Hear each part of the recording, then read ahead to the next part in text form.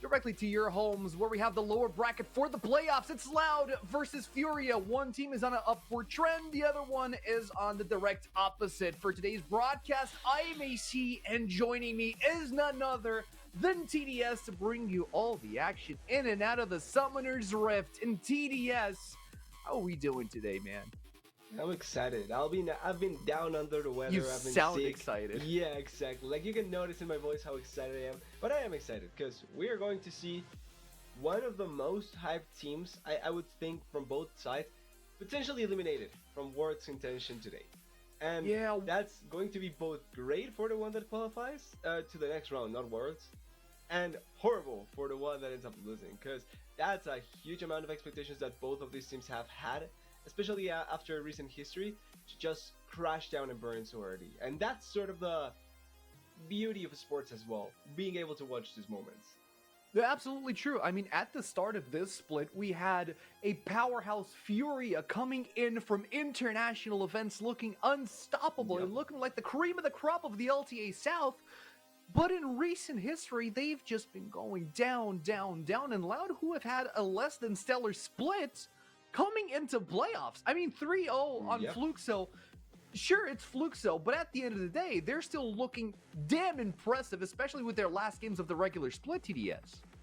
Yeah, and I think you have to add all of that, right? It's both last games into 3-0 into now coming here, where Furia's games, yes, they ended up in the top half, but they got I think they got 3-0'd. I would need to quickly did. check on that, but they got 3-0'd into the lower bracket. So They did. it's kind of like a different reality that you're looking at here, and a really impactful like wake-up call for Furia, I would say, because there's a place where they shouldn't have been, quote unquote, but now they are, and they need to face a really tough opposition that is also quite hype and that will also try and do their utmost to be able to destroy you. So it's going to be an Absolutely. exciting match because of that. I absolutely agree. I mean, Fury getting 3-0'd by Vivo Keatstars. I mean, Vivo Keatstars are a very, very prestigious team in their own rights, but Furia during the regular splits, they kind of scratched the win against them by Yeah. on a 2-1 scoreline. But coming into the playoffs, I mean, getting bodied 3-0 by Vivo Keed when you're a team with such high expectations, this is exactly what you were talking about. They're just Yeah. crumbling under those expectations, both domestically and internationally, because they had a lot of eyes on them. Yeah, exactly. Like a lot of people really their first and latest experience with Furia was that international tournament where they were really one game away from being able to put up a fight against other teams. Now that they are in this position here where elimination is actually a reality, we need to see what it's going to come up with them, because it's one thing to be facing international elimination where you kind of are still in the international play, you know that there's things that you can do but that are difficult, but when it's domestical, that's when the pressure really gets to you, because when you're a hype team, domestical pressure feels like failure if you do not actually end up going against it, and if they do not overcome that, then failure is more than likely looking like the thing that may end up appearing for the Fury side. So hopefully they can turn around and make this a much more exciting matchup that we were expecting, or that they can qualify, depending if you're a Fury fan or not. I, I mean, I'm wearing green, so that I mean, I don't know if that makes me Technically. biased or not, but I kind of am a Loud enthusiast, especially when after seeing a couple of games from Griffin, where the man is just a creative beast in the jungle. He brings it. He brings out Yeah. the weirdest picks. He's able to flex out an Mbess. He's done it plenty of times with great success in the jungle. Mbess in the jungle. You let that sink in. He's been knocking on that Yep. door for quite a while. But at the same time, like, it just felt like Fury have not been adapting accordingly to the patches as they roll out. And right now, Sadly. we're in a Worlds patch where a lot of things have been brought back into the jungle, i.e. Morgana, i.e. Brand, i.e. Zyro, who's been appearing on international stages across the globe, especially in Europe. And Fury, I don't feel like they've cracked the code yet for the success for 25.16, you know? And that's a little bit of the difficulty that a lot of teams suffer from when they go into international play, right? Like when they go to MSI, when they go to now the DWC as an extra, they end up having to go through a batch where they need to relearn certain things, or maybe not relearn, but learn certain things that are going to impact you in the game. And I think that that's sort of the patch that Fury has faced, and particularly because they are such a young team. Realistically, like they have really young players that maybe have never had to go through this, apart Mhm. from like a couple of them. That does make it a little bit harsher on them to really try and improve on that. Now, it's not impossible to turn it around. I'm more than likely sure that they are going to be able to do it, but will they be able to do it today, or will it take until next year for them to turn it around? That's the Man, point. I know. I mean, considering MSI, considering other international presences from Furia, it's been a blow to the stomach seeing them come down to the lower bracket and seeing them on such a tight rope here for the qualification. I mean, neither of these teams are looking forward to what's coming next because they're going to have to face off against Red Cannons, who have had an interesting run so far. They did get bodied by Pain, which puts them on a sensitive spot as well. But especially Furia, a lot of tension on their side. Loud are just on their second win, let's call it that. They're on their last split of the year. They're on a renaissance type flow coming into this match. Furia, I mean, looking at them, they do look motivated, but Loud are just so unpredictable as a team. Yeah, motivation can get you so far. You'd actually be able to pull it off in the play. And Loud, for what you're mentioning, I think one of the main things that you need to like put attention to with Loud has to be the jungle, obviously, because I feel like that's one of the places where it can either make or break a lot of the situations. I think for what they already had, they were a strong team, but it was really that jungle change up into a mid lane like mix up as well with you that I think that they need to bring up in the right spot to really make it work out. And for Loud particularly with Griffin, I feel like there was a bit of accustoming time or getting accustomed to the scene, because we need to remember, yes, technically Griffin was hype, but this is his first tier 1 experience. This is in a completely different country and environment than he was accustomed to in both countries, because he was in the USA and also in Korea. So he has to go completely into what is Latin America South. And you may say that, yeah, there's Korean players and a Korean coach. Go to Latin America and actually see what the culture is like. It's going to be really different. As a Latin American, I can confirm that it's really different to anything that you're faced. So it's really a tough test for them, and being able to now bring it back here, actually try and play to what he desires to do, I think it's going to be really important for Loud and really make a difference here. Absolutely, especially considering how the flow of the game actually works in LTA South, where we have some very, very technical games, but at the same time, those games kind of devolve into this slugfest of fight after fight after fight without real meaning behind them. It's just measuring who is bigger than the other, and it ends up being a chaotic mess where usually Loud thrive in that chaos. Well, sometimes it backfires. You know, sometimes they crumble in the chaos, but most of the times they are the team that rises up from this chaos. While Furia, they do like their straightforward games, they like their tactical games, they like to be the ones to make decisions. If they're not put in the driver's seat, that's where the difficulties start to rear their heads around.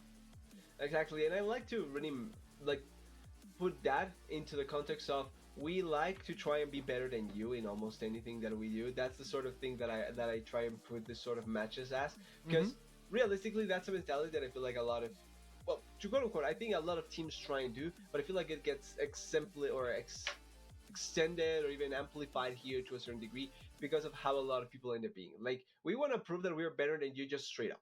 Doesn't matter what, even if we're actually worse than you, we actually want to be better than you and show you that we're better than you, even if that's not the reality. So that ends up evolving into a lot of different things. That being said, I do think that Loud, having managed it, wait, that's a lot of bands into Griffin. I mean, those two bans from Furia, that's straight up Griffin bans. Respect. You don't want to see him on the Embassy. You definitely don't want to see him on the Volibear. That is pure a respect, but a very, very fast draft. These teams know what they want to bring on game one. Yunara, insta-locked, super strong AD carry into current meta. Loud respond with the classic Rumble and a Wukong in the jungle to maybe set up a ball delivery system here for Loud.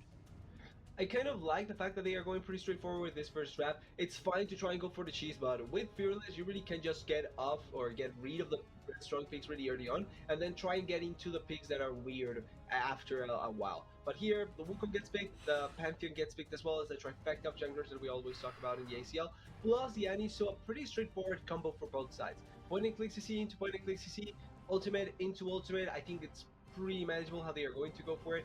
You were mentioning potentially you can go for the Orianna here to have another like ultimate value champion with a bolt carrier as well. It's a little bit more AP damage that you probably would like with the Rumble, but it's fine. You can bring it up and it's going to work out perfectly with the ultimate value. Now for bot lane though, there's going to be at the very least a couple of bans here coming in for Furia, and I would assume there's going to be a couple of bans in the support position as well here from Loud. I would expect so too. I mean, Yunara's already locked in, so the AD carry role is already filled for IU on Furia's side. So most likely, like you said, we're going to see bans on hyper carries that are very relevant in this meta. I'm thinking, I mean, I've seen a lot of Jinx coming out lately. I've seen a lot of Sivers coming out lately, but Loud's response here is focusing on the top lane, because remember, they do have a Rumble, and right now, Furia do not have a top lane. Not that Gigo really cares about the pool on the top lane, because there's just so much that they can go through. Cyan is an absolute beast right now, and he's a very straightforward champion to play as well. Yep, Cyan overall feels nice. You have already like a combo to try and set him up, so you just need a tank and that. Options are there in the top lane. And you can use South, but everyone can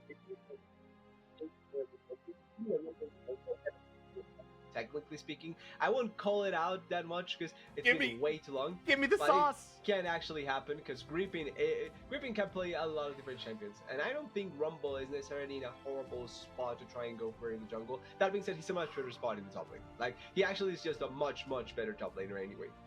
Absolutely. So Rumble probably is going to go into the top lane. Plus the flexibility of having the Wukong in the jungle to be playing around the Orianna helps a ton.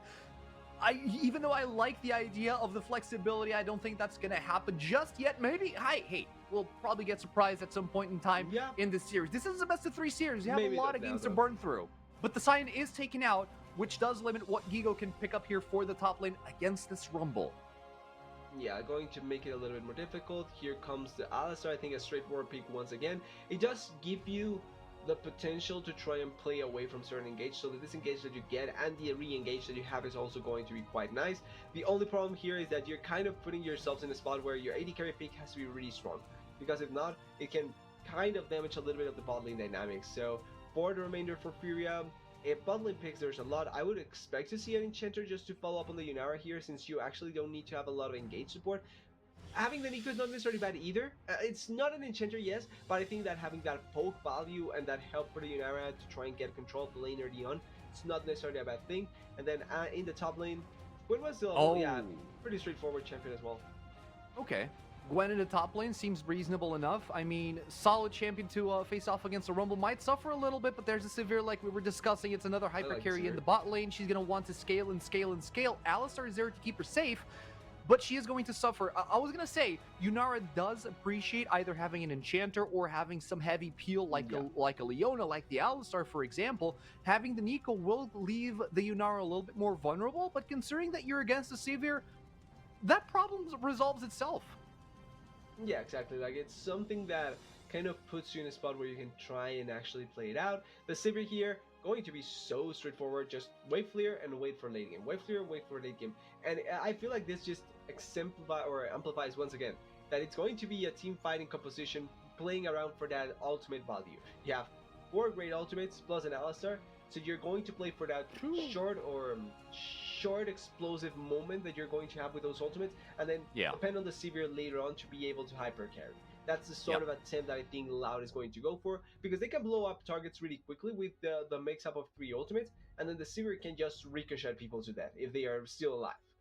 True, and I do feel like Furia are playing on a timer right now, because if you look at Loud's composition, they scale super heavily into the later stages of the game. Yes, you have the Rumble and the Wukong to try and safeguard your early mid game, but then you have champions like the Orianna coming online, you have Severe coming online, and Rumble really gets into the grind spot when it comes into the late game.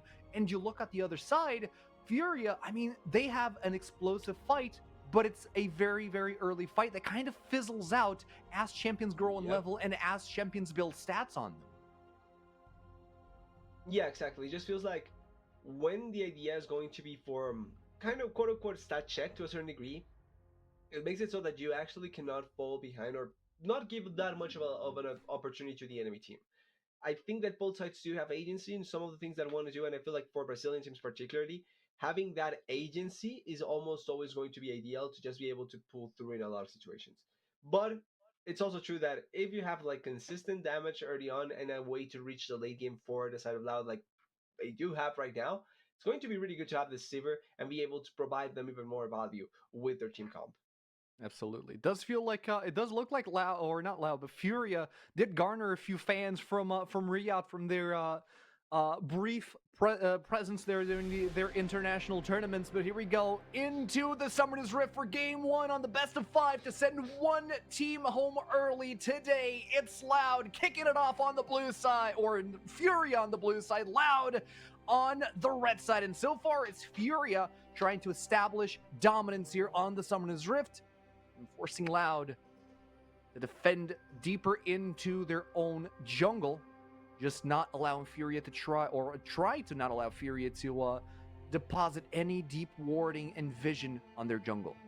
They do get a little bit of vision in their favor, so they will know if Griffin is going to start on the side. There is also good vision coming in on the side of Loud, actually. They will see where to spot the Gwen and potentially the Pantheon, depending on how he moves. But this may be a nerdy fight for red buff, because Tattoo is actually just staying there.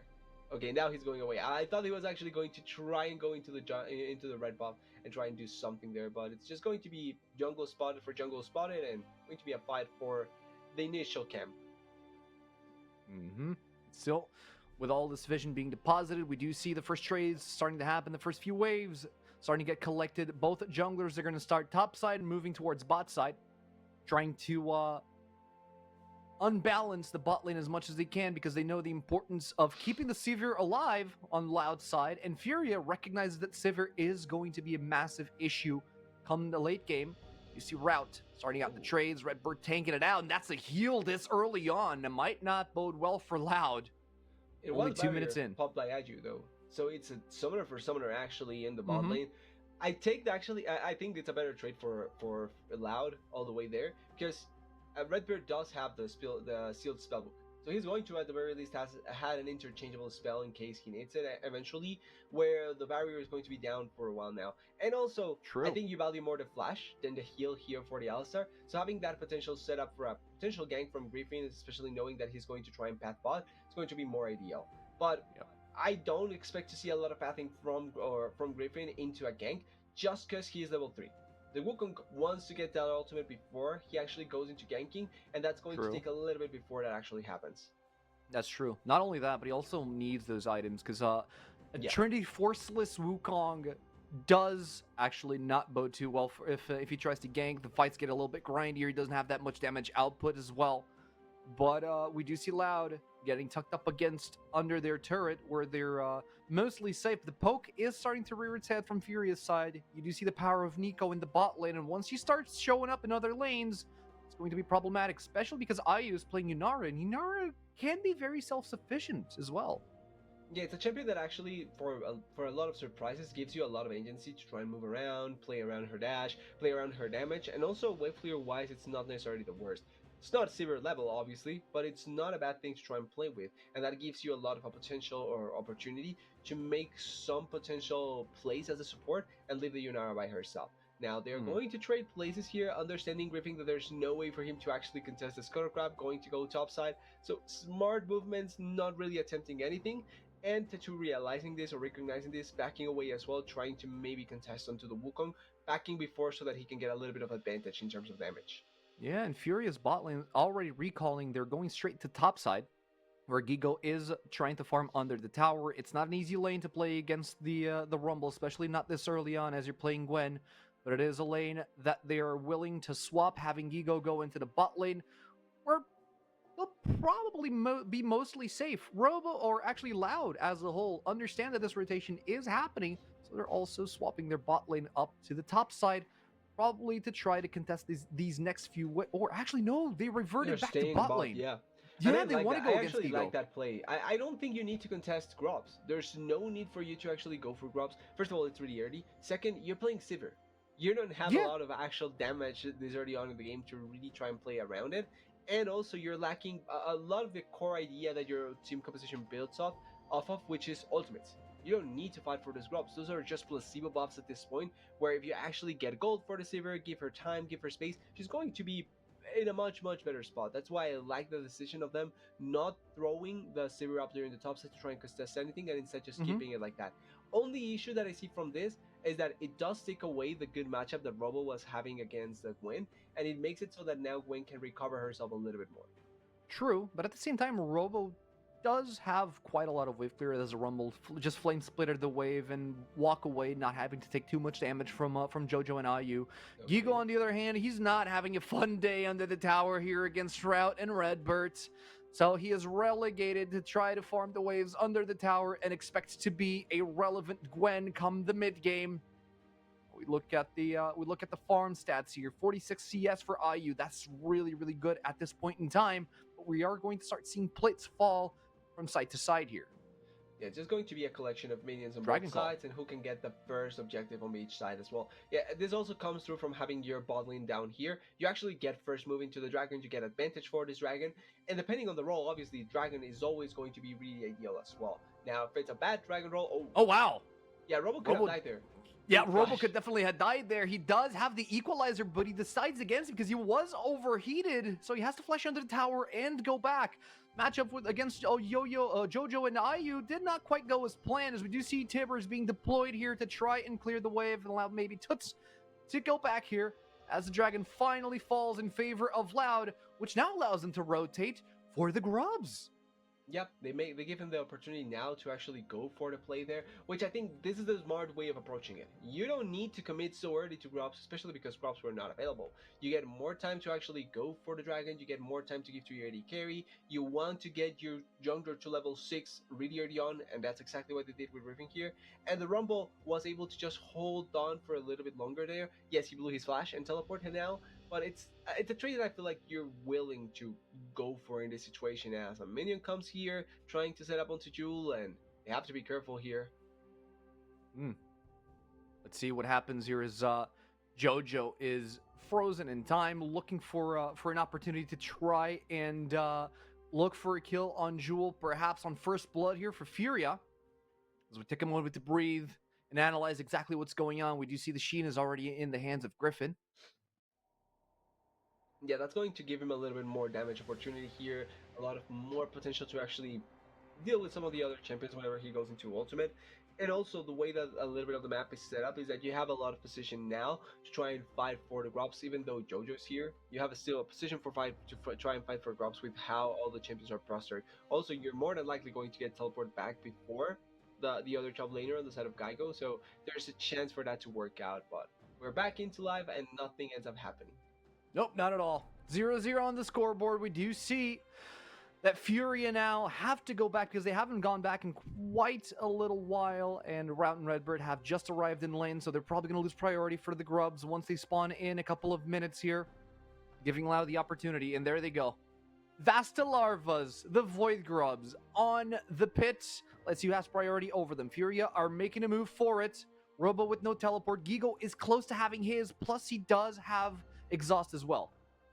They know that Griffin is botted as well, so this pretty much just gives up the grubs for the side of Furia. This does mean that they are going to get them for free, and that's going to be good value for the Gwen. Not the biggest value, I would say. I still think it's something that doesn't necessarily make a big difference, but yeah, it's going to be pretty uncontested.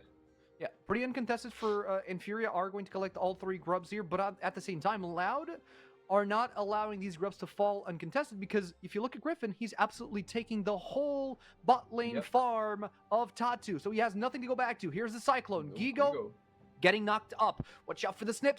In comes the Grand Starfall, looking for Griffin, but he only finds Robo. Toots as well, trying to get the kills. No first blood has been declared yet. Robo trying to turn tail and run, but with that flash, he's just a sitting duck as Tuts drops Tibbers on him for first blood.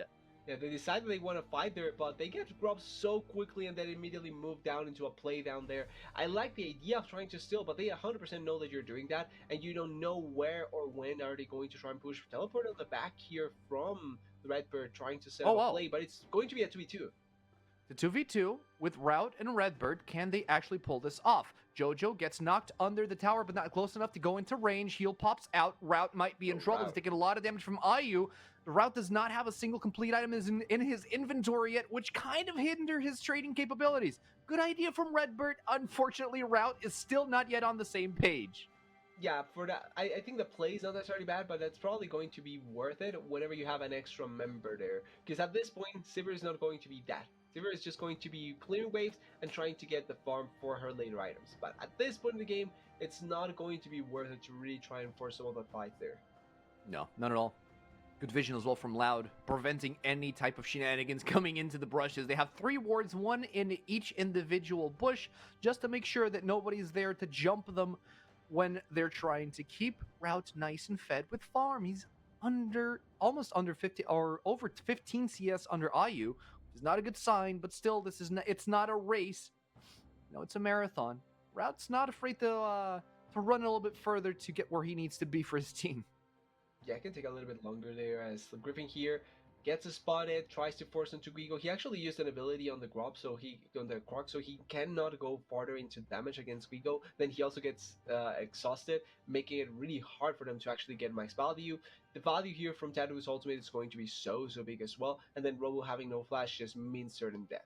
But the reaction from the side of Fury are really good. It also comes down from having the vision beforehand, because they knew that Griffin was there 100%. They know that they will have the numbers advantage as well. They can just follow up on the play really comfortably and get that first blood so effortlessly.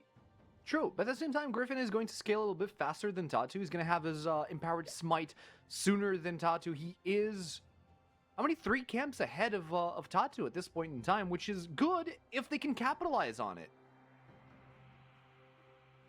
Which I don't think they will have the space to do it.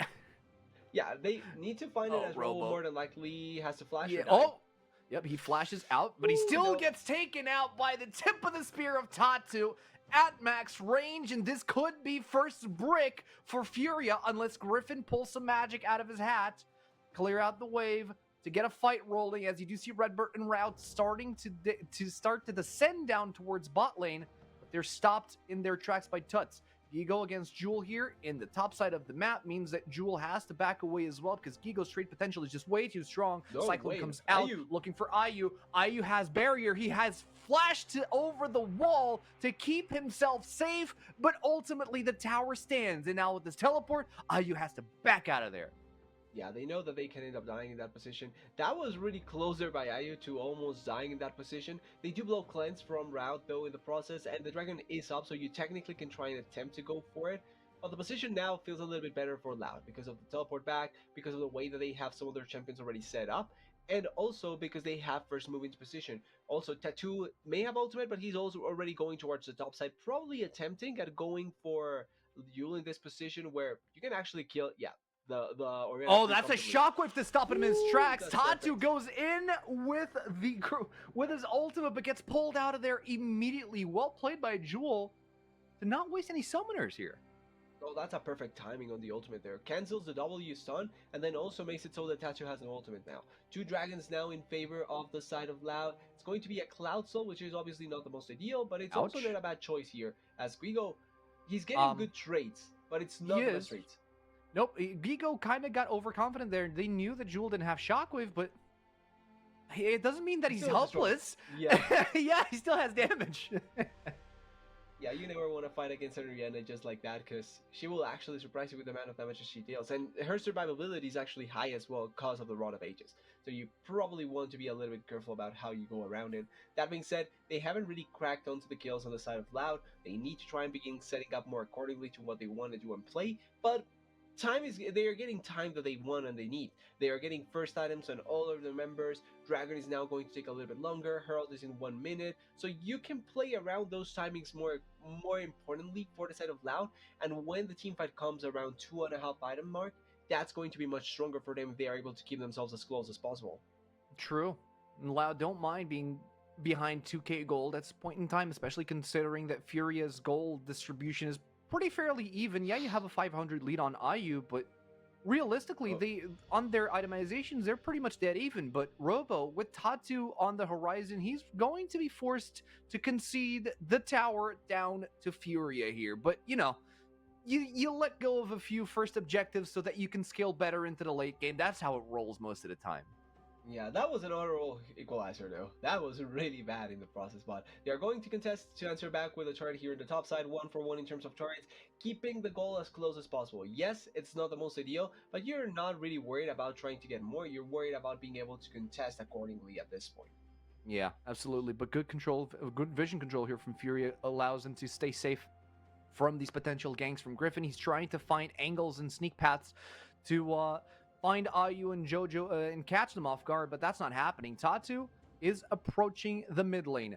The Rift Herald has spawned in, and Loud are ready and waiting to take it home. Griffin is the first one on the scene. Both Jojo, Tatu, they're ready to interact if they need to. Yeah, they do have good vision here, though, from the side of Furia. They know where Route is, they know where Griffin is. Redbird, they don't know where he is, but they know that he's probably close by. And that means that you can try and play around it a little bit smarter. You can try and force a play, potentially, if they walk too far forward. So, overall, really nice setup that the side of Furia weren't for in there. And they are already starting the Herald. Oh, this wow. is known for Loud, though. But Griffin is already on the other side, so they are giving this up. They are giving this up. They just completely conceded that to prioritize the dragons. Since Loud already have 2 dragons, they don't really care about a Rift Herald. It's going to probably earn Furia a free tower. We can see Gigo trying to motivate a trade against Jewel. Shockwave to try to keep himself safe as Tuts and Tatu are approaching for a dive. But surely enough, that's not going to happen. There's no wave, and Jewel is nice and safe. Yeah, understandably so there. I think trading ultimates makes a lot of sense in that position, because if he gets lower, that could have been a threat for the Annie to just come on the side and maybe try and dive them. So overall, nice decision in that position. For the Herald, though, it's really dependent. I think that the Herald is also another overvalued objective that gets more attention than it probably should. But the idea of trying to get down a turret is fine.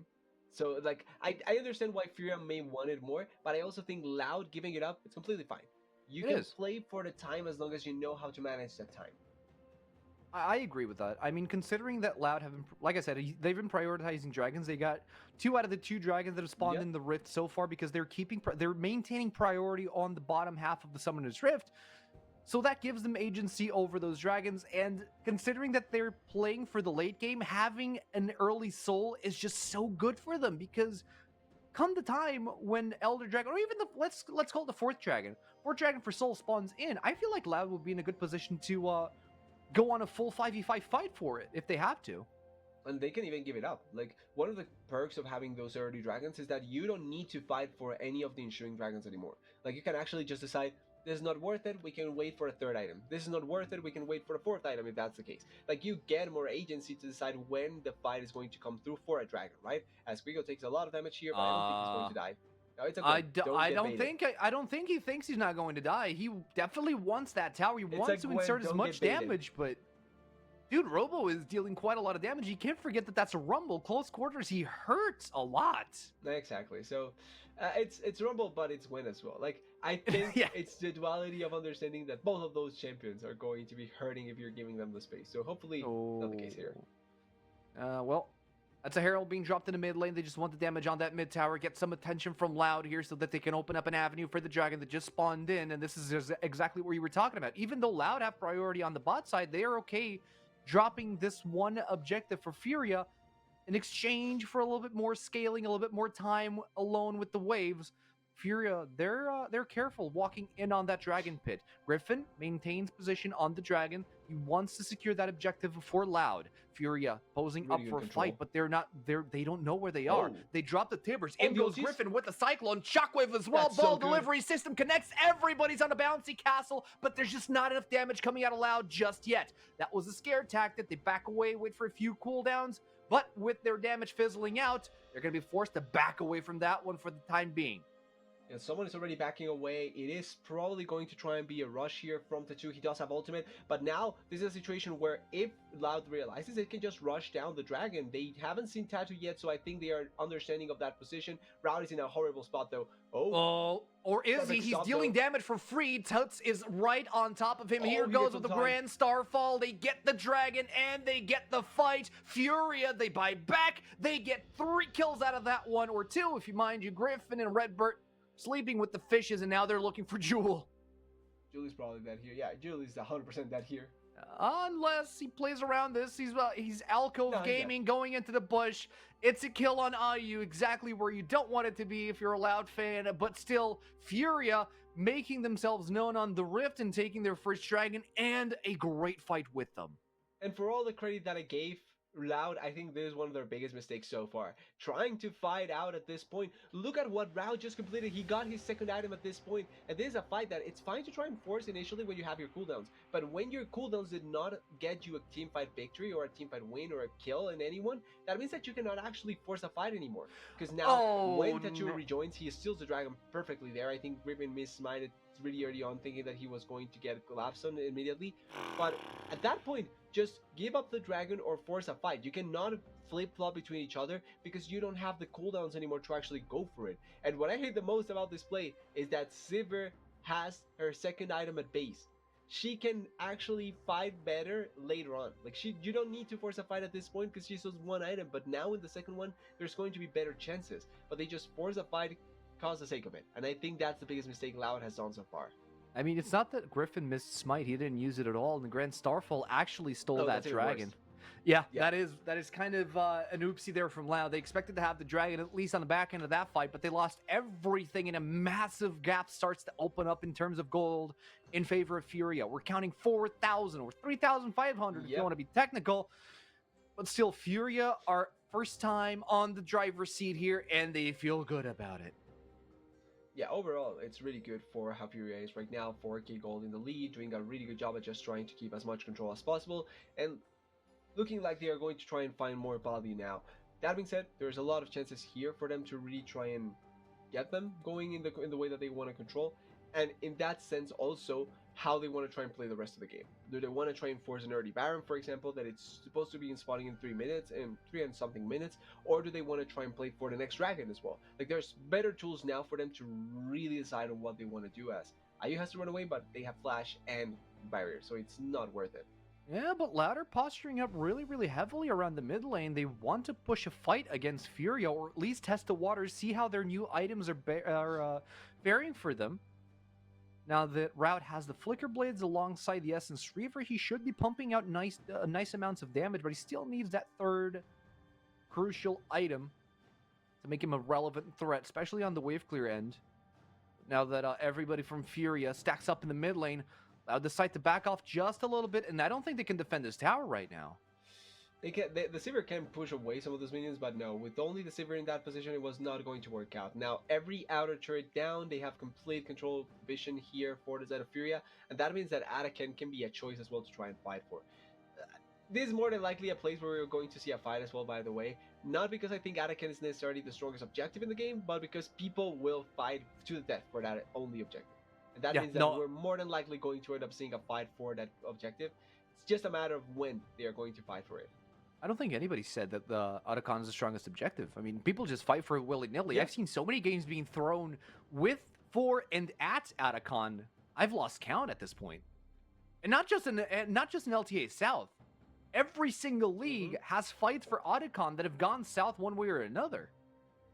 I don't know why Ataken, like, I understand the value of Ataken, but I feel it kind of reminds me of some of the early dragons when dragons were changed initially, and people were still like fighting for every dragon that appeared in the game. And I think that that's one of the, like, those sort of things that it's more the desire to actually get the objective than the actual value that you get from the objective kind of situation. And until like they make another change or people get more accustomed to Ataken, that's probably not going to change. Although the one thing that I do give Ataken, more so than the value that it gives you, is that for a lot of teams it creates a space for them to force a fight to happen. And I think that that's also another value to really play around with, because there's teams that don't really care about the objectives, but more so about the opportunity to get a team fight so that you can rush the game much quicker.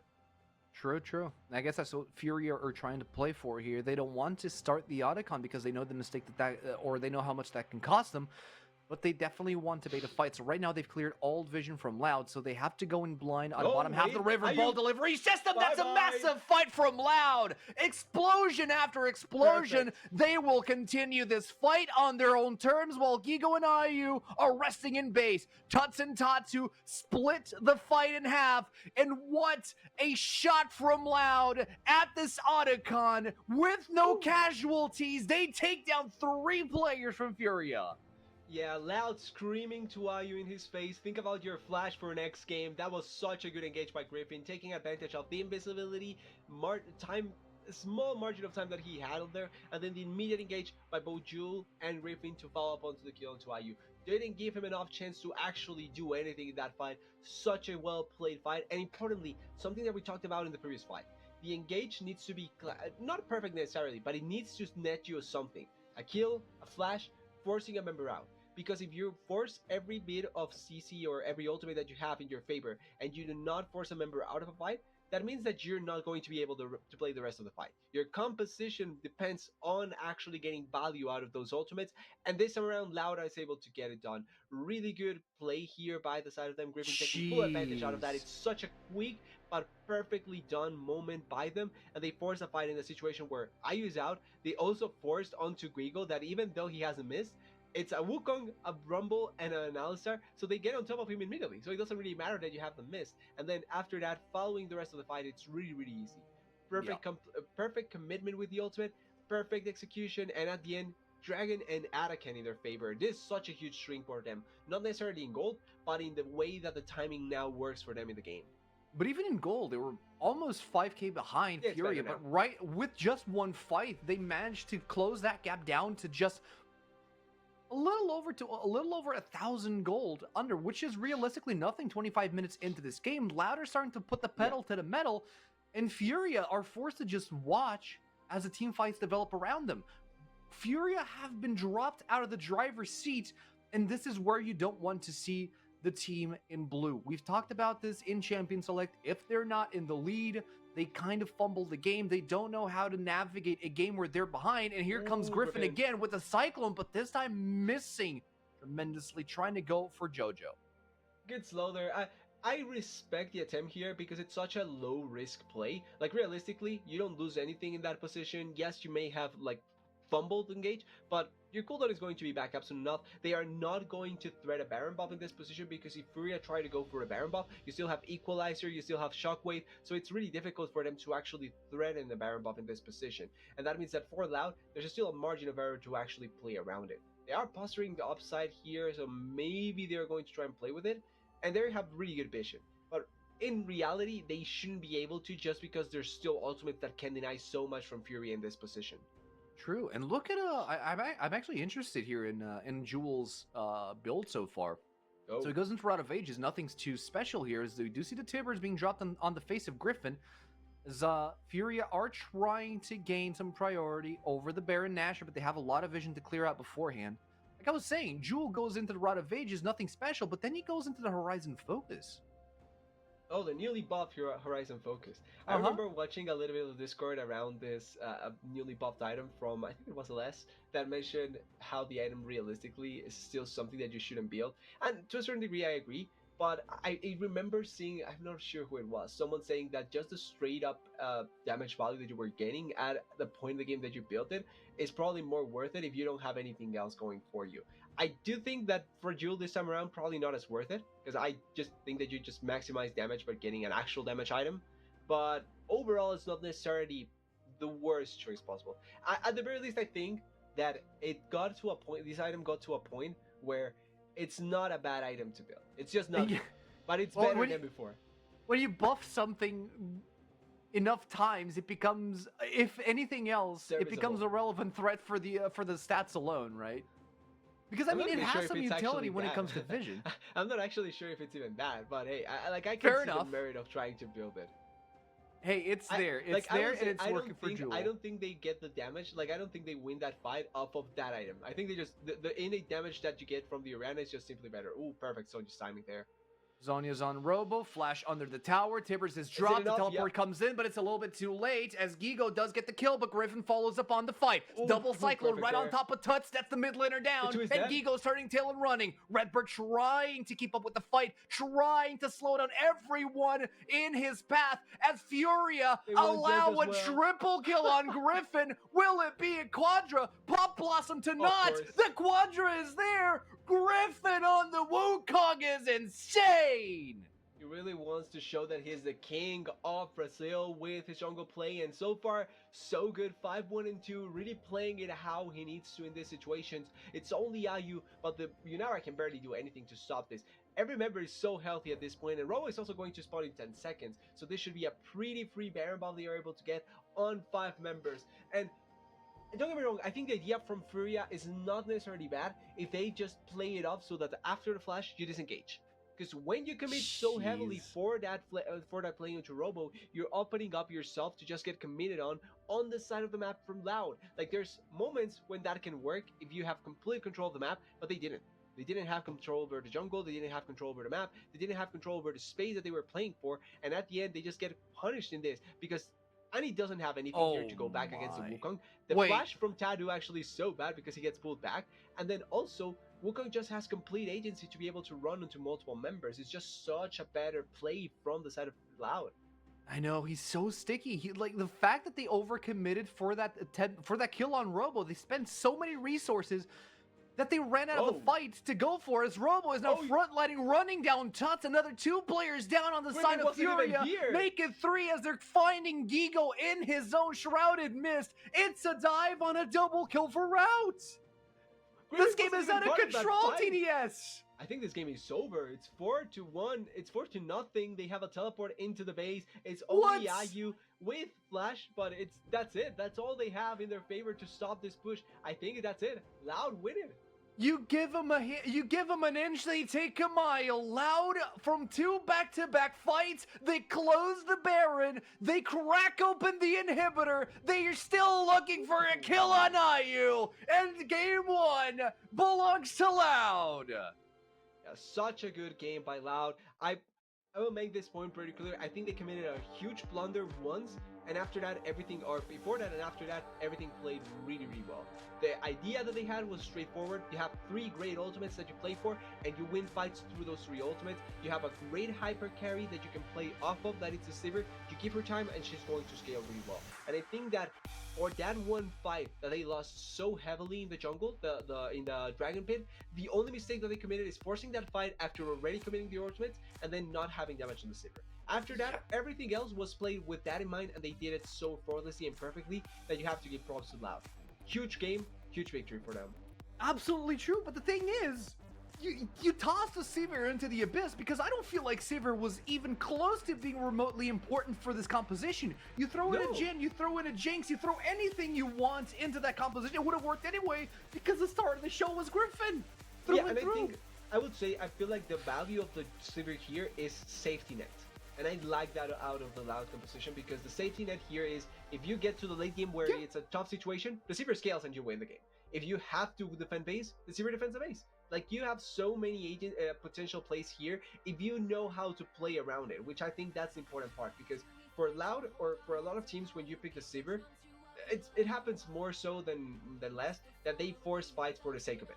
And you don't play for what the Sivir actually provides. But this around, Loud played for it, and I think that that's really the huge value, is that they understood what their composition was going to be needing, and they played for that. Absolutely. And with that, Loud close out game number 1 with a resounding victory over Furia. Now, this is still a best-of-5 series, and we know that Furia has the ability to bounce back, but we've seen from recent history that Furia has been going through some things, and their mental has not been in the right place. They get really big if they're in the lead, but considering that game 1 went the way they did, we have to expect some mental boom going on for game number 2, unless they somehow bounce back. Well, they need to bounce back. Like, there's not like unless they do, like, they need to, because it's Elimination Day. Like, if they don't bounce back, it's over. So we'll have to wait and see how Fury responds to this. I think that for the most part, they didn't play the game necessarily bad. I do think that because of how some of the things in their composition work, they do need it to push the issue a little bit more. But overall, their idea wasn't necessarily bad. It's just like really specific moments that destroyed how they needed to play.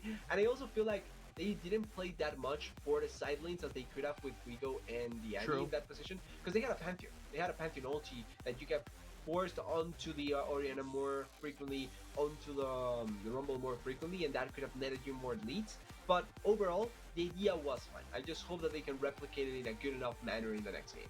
Exactly. Now with no Orianna, no ball delivery system as well in the hands of Loud, let's see what else they can bring out in game number 2. But before we do that, we're going to head into a short break, and we will be right back with you.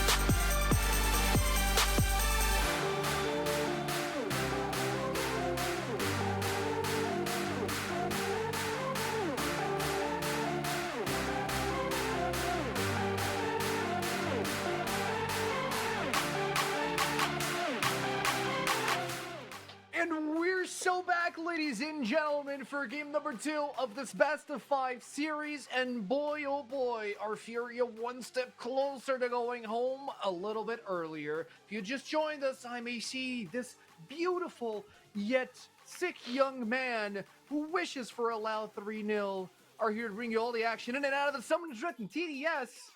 What a way to start the series, man. Yeah, good thing for Lau or for Furia is that they live in Brazil, so technically their trip home is going to be really quick Brazil. if they end up getting eliminated. But it's obviously not the kind of thing you want to go for. At the very least, they will not say that you're going to be near the airport as soon as possible, like the actual NA teams. But for the side of Loud, a great game, great match, great start to the series in a way that we were kind of hoping that they would have. And now it's really going to be a testament to what Fury is able to do. Because I don't think they want to be labeled as the kings of having no mental after game 1. Like, they need to actually turn it around and start being able to fight it off the top situations. Jeez, that is a massive statement. I mean, we talked about how Furia kind of choke if they don't have the driver's seat. They had the driver's seat momentarily, but they fumbled a couple of fights, and that was it. Yeah, that was it. That was pretty much it. Now, Loud are going to remain on the red side while Furia decide to stay on blue. Yone is their new ban here, replacing... I don't remember who, but I believe it was Varus, if I'm not mistaken. Varus was replaced. Yeah, because they took the best up Oliver themselves first. Exactly. So it was those 3. It was those 2, and Varus is actually taken out by Loud, and now the first few picks are going to start showing up. Furia decide to go for the Asir. Massive hyper carry into the later stages of the game. Heavily punishable if Loud have the early game composition to do so. Yeah, and also like really consistent in what you're hoping to achieve as a mid laner. You get great damage late, great engage late as well. So all in all, not a bad choice to try and go for. Now for Loud, and this is something that I'm going to try and focus on, is a lot of the mid lane pool as well. Because technically speaking, Annie, Orianna out, Asir now, the Yone band, Talia band. I'm not expecting the Renekton. I hope it's not a blind That Renekton. Is a blind Renekton first pick. So if you're going blind Renekton, you either going to for a jungler that is going to try and set up the pace of the game really quickly, or you're going to try and have it so that you get a better counter pick in all the other places. And with the 6 getting picked here, I'm not against the 6 here because you do get a flex chance. The 6 does give you a flex, so I'm fine with this because you can still play it bot or mid. You can still wait and see a little bit of where it's going to go. But I wasn't expecting the Renekton 6 duo to be picked so early on here. Listen, you have the Renekton, you're forcing some picks out of Furia. You immediately declare from Loud side, we want to close this game as fast as possible, but if that doesn't happen, we have the Ziggs, because Ziggs, right now, he scales super heavily into mid-late game. Now, there are a couple of issues with the Ziggs, you know, especially his vulnerability to aggressive junglers, but it really depends on where you set him. He's doing great in the mid-late. I think he can do well against the Asir, but it's going to be reliant on what IU and Jojo decide to pick for the bot lane themselves. Hey, look, new splasher Xin Zhao gets picked here. So but old Xin Zhao in game. I will say, though, I really like the Skarner here. I think having a tank, having the setup from the Skarner is almost always going to be great. And another thing is the CC, the amount of CC that Loud does have makes it easier to use the Mega Inferno Bomb. Like, if you send 2 targets on place, Mega Inferno Bomb deals way too much damage. So it's a perfect setup that they already have. Another thing is that you can control the Xin Zhao even with Crescent Guard thanks to the ultimate from the Skarner. So even if he tries to run away, you can just pull him back to the team and that's it. Overall, I think it's fine for Loud what they are going for here. But they still need to have an extra in power for later stages of the game. I would agree. They definitely need... I wouldn't say they need a consistent AD carry because as far as we know, that Ziggs is going toward the bot side. But hey, that wouldn't be an impediment to have a Lucian mid. You know, you want to bully the Asir early on and throwing an AD carry that can go toe-to-toe with his wave clear, with his range. Kassoon type, buddy. It's going to do great for him. Yeah, overall it can work out really nicely in that position. So I'm liking Loud's pick and ban overall. Not a bad choice. Not a bad choice here in terms of what they can accomplish to go for here. And I think maybe the Renekton, now that I'm looking more into it, an stabilizing pick for the mid game more so than anything else. Like, I'm not a fan of the Renekton. It's growing on you, you know, it's growing on you. Yeah, I'm not a fan of the pick, but I can see the value that it may bring on here. Point and clicks, you see it being stable enough that you're not going to throw away the game. Can work out nicely in some situations. Now, while it is the 80 here big though. Watch that Corki go mid. And yeah, it can be flexed, actually. It can be Watch perfectly that. flex on both sides. I really like this from Loud, like flexing out on which you want to send. If you send the Corki against the Jhin, works out. If you send the 6 against the Jhin, works out. Overall, really nice picks. I mean, we talked about this in the green room. JoJo is going on a bizarre adventure with the Bard, ladies and gentlemen. We have it locked in. It's a Jhin, it's a Bard. Bard is going to be absent from the bot lane most of this game, most likely, and is going to bring a lot of chaos into the map. IU is playing a relatively independent AD carry. Oh, lock it in, Redbird. I love that Pike. Ooh. Lock it in. It's locked in. It's the Pike from Redbird. It's been picked once to great success, and it's there again. And it is the 6 bot. I was so ready for them to just default to Nautilus support, and that's it. But I'm so glad I was wrong with that. It's going to be the Pike, like you're mentioning. Hook City going to come through. And the great thing here is that realistically, only target you don't want to hook is K'Sante. Every other target is hookable and killable in a really good way for the side of Loud. And they're setting it up so that the 6 goes mid lane, the Corki goes bot lane. I like this designation here more so because of the support pick. Because I think that if you're going to go for a hook champion, having someone like the Corki with the consistent damage feels a tad bit better than having the 6 that is dependent on his skills. So overall, I like this positioning a little bit better in this sense. And if they can get an early lead with the Pike, it's going to be running around the map, killing people, and trying to be the carry of the game. Dude, and if we're talking about the roam potential of the Bard, you have a toe-to-toe roamer in the form of a Pike. Now, Ziggs is going towards the mid lane, which means that there's going to be a lot of pressure, a lot of wave clear, and I predict that Furia are going to be playing that mid lane under tower a lot of the times, which is going to give a lot of agency to the Pike and a lot of agency to the jungler as well. And I mean, there's going to be a lot of moving around the map that they can do. Yeah, but it's going to be fun as well, because one of the things that I really like from this duo from Pike and Skarner is the lockdown amount that they have. So like really just getting control on someone is so easy, and then thanks to having a 6 mid lane, you can actually get a kill from a really far distance. Absolutely. And if we're talking like what Skarner lacks in damage, Pike makes up for it tremendously. And you know, you always have a meat shield in the form of the Skarner that can just go through walls and follow up on plays. I like Loud's composition a lot. It's not a standard composition by any means. It's absolutely creative. It is very flexible, and it is going to be facing off against Furia, who are already down 0-1 as we're heading into the Summoner's Rift TDS for game number 2. Furia remain on the blue side. Loud are presenting themselves in red once again. Yeah, they are taking the red mantle here, trying to utilize that as the blood of their enemies, and they worked out really nicely the previous game. One of the things that I've liked also from Loud is that the willingness from them to actually use the counter pick in the red side. Because I feel like a lot of teams actually default in that sense. They think that they are going for the counter pick and they just take the most standard thing out of the possibilities that you have. And I think that for Loud this time around, they are actually trying to make use of it to a certain degree, which I really like to see. Absolutely. Now, we do see a lot of Conquerors being flown around, especially on route there. While on the other side, this probably tells us that Loud are looking for fights that are a little bit more prolonged. Furia, although they do have the possibility to have prolonged fights, they probably want the quicker executions with the help of the Xin Zhao. JoJo and Xin Zhao are going to play a major role if Furia want to find success in game 2, but that success is going to be heavily hampered at the hands of the Pike, and I can't stress this enough. Redbird is a menace on that champion. He's played it once in the regular split. Nobody expected it. We've always seen Pike hovers, no lock-ins, until Redbird loses his mind and says bet and locks it in. And here in the playoff, where it's all or nothing, they're leading by 1 game, so I mean, it's not really all or nothing. They have some space to move around and to be a little bit more creative, but they're at the same time, like, these picks, they stop you from actually, or they don't stop you, but they allow you to have better picks later on in the later drafts if it comes to that. Yeah, like realistically, one of the things that I've come to realize with a lot of the Furias that we've seen is that there's games where actually the most meta picks actually end up going down the list really quickly when you look at it. Most of the time, they actually just use the better picks early on, then they have to go down the list on what you prioritize for that to go through. But there's even situations where they open up bans just for the sake of having a meta pick available for them when they don't have any anymore.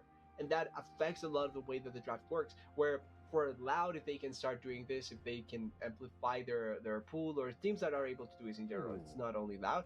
If you're able to make use of champions that are not really meta but still are strong enough, like you open up spaces where meta picks now are not only more available to you but are easily counterable by you as well. So you True. are the ones dictating the way that the draft goes by virtue of doing that. And I think that that's where you really need to begin seeing the extra layer of value that Fearless brings, more so than just the straight up, we just straight picks once again and wait to see what we want to go for. Oh, Insta that's an flash. ignite. Oh man, that's an ignite for a flash. That is massive from Redbird. Doesn't get caught by the deadly flourish, which means that he preserves his own flash. Well, in the meantime, I don't know if you realize, Robo dropped the super important ward that nobody on Furia contested. And everybody knows where Tatu is. Robo has the space to actually go in on Gigo because he knows where the enemy jungler is. Gigo is already redlining on his HP bar here. Yeah, they know that if they try to go top lane, they open up space here for the Skarner to try and go bot side. If they try and go for a play here, they have extreme control about what they want to do. And because of how the mid lane is working right now, where you have a 6 that just insta pushes whenever he wants to, also teleports back already to the base so he has extra mana to try and play for it, there's a lot of control that Loud just gets, really, by virtue of how they are setting everything up. Is actually going to flash this? Okay, I really thought that he was going to flash and go for a red buff or a gank back onto Robo, but it's not that excessive. No, not at all. And Robo, on the position that he's in, he's got a nice little Fury bar going on for himself. It's going to put any ganks here in a dangerous position where Renekton can actually 2v1, considering that Cassante doesn't really have that much mana. So it is a very, very volatile top lane. And JoJo's already going on an adventure here. Redbird following up on Tuts. Redbird as well. Ooh, yeah, Redbird as well was trying to go for his adventure on the side, but this is not that good for Toots though, because now he has to teleport back. Yes, even though you already teleported back, but the wave positioning is so good for the side of Loud here. You can just wait it up a little bit, try and push or force Toots even more back into this position, and they are just wasting so much time from the Asir from being able to accomplish anything. Yeah, and you already have a swap going on. Gigo teleports straight into the face of Route. Route is soloing the enemy top laner by himself, while you do have Robo carelessly just walking towards top to face off against IU and JoJo. He cares not for the 2v1, for he is the Renekton. Griffin and Redbird, they're coming in as well to try to assist on this position. I don't think JoJo has any... Flash? Nope, he does not have flash.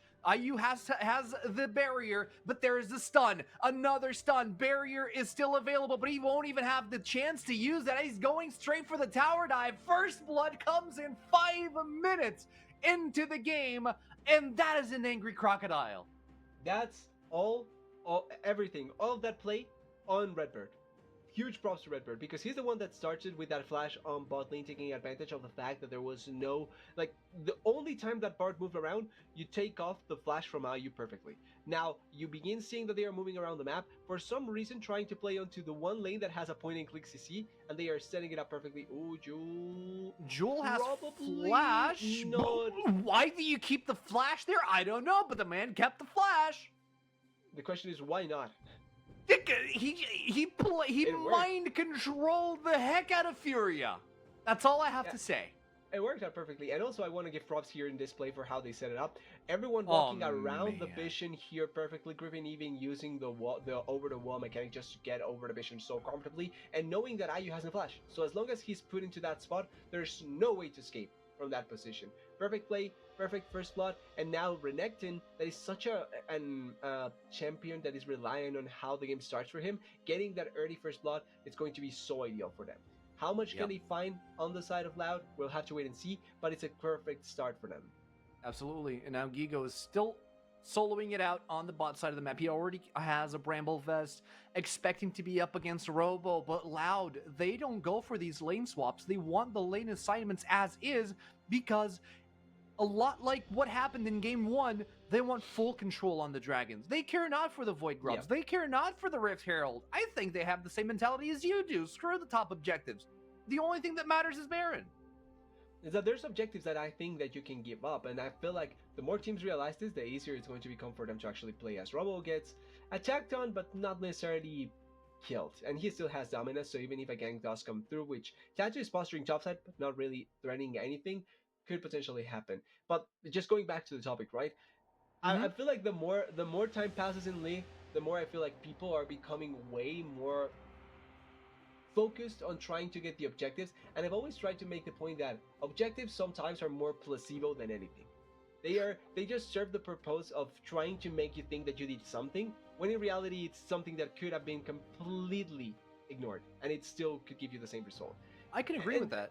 It's something that I hope that more teams realize, that it's not necessary to try and force things to happen. Like, you can make plays without having to fall victim of just going for objectives, but there's objectives that are valuable for your team and objectives are not. And I think that Loud are doing a really good job at understanding which ones should you go for and which ones should not. As Emperor's Divide right on top of Griffin. He might be in trouble for Two-man. players, but two-man, my goodness, that is a massive impale. Gigo might be in trouble. All out under the tower. Gigo. I don't think he planned that. Route is going to collect that kill alongside Jewel, and that just shatters the composition from Furia. They have no front line. They have no cooldowns. It's a Loud show, and they didn't really want the grubs, but thank you, we'll take them.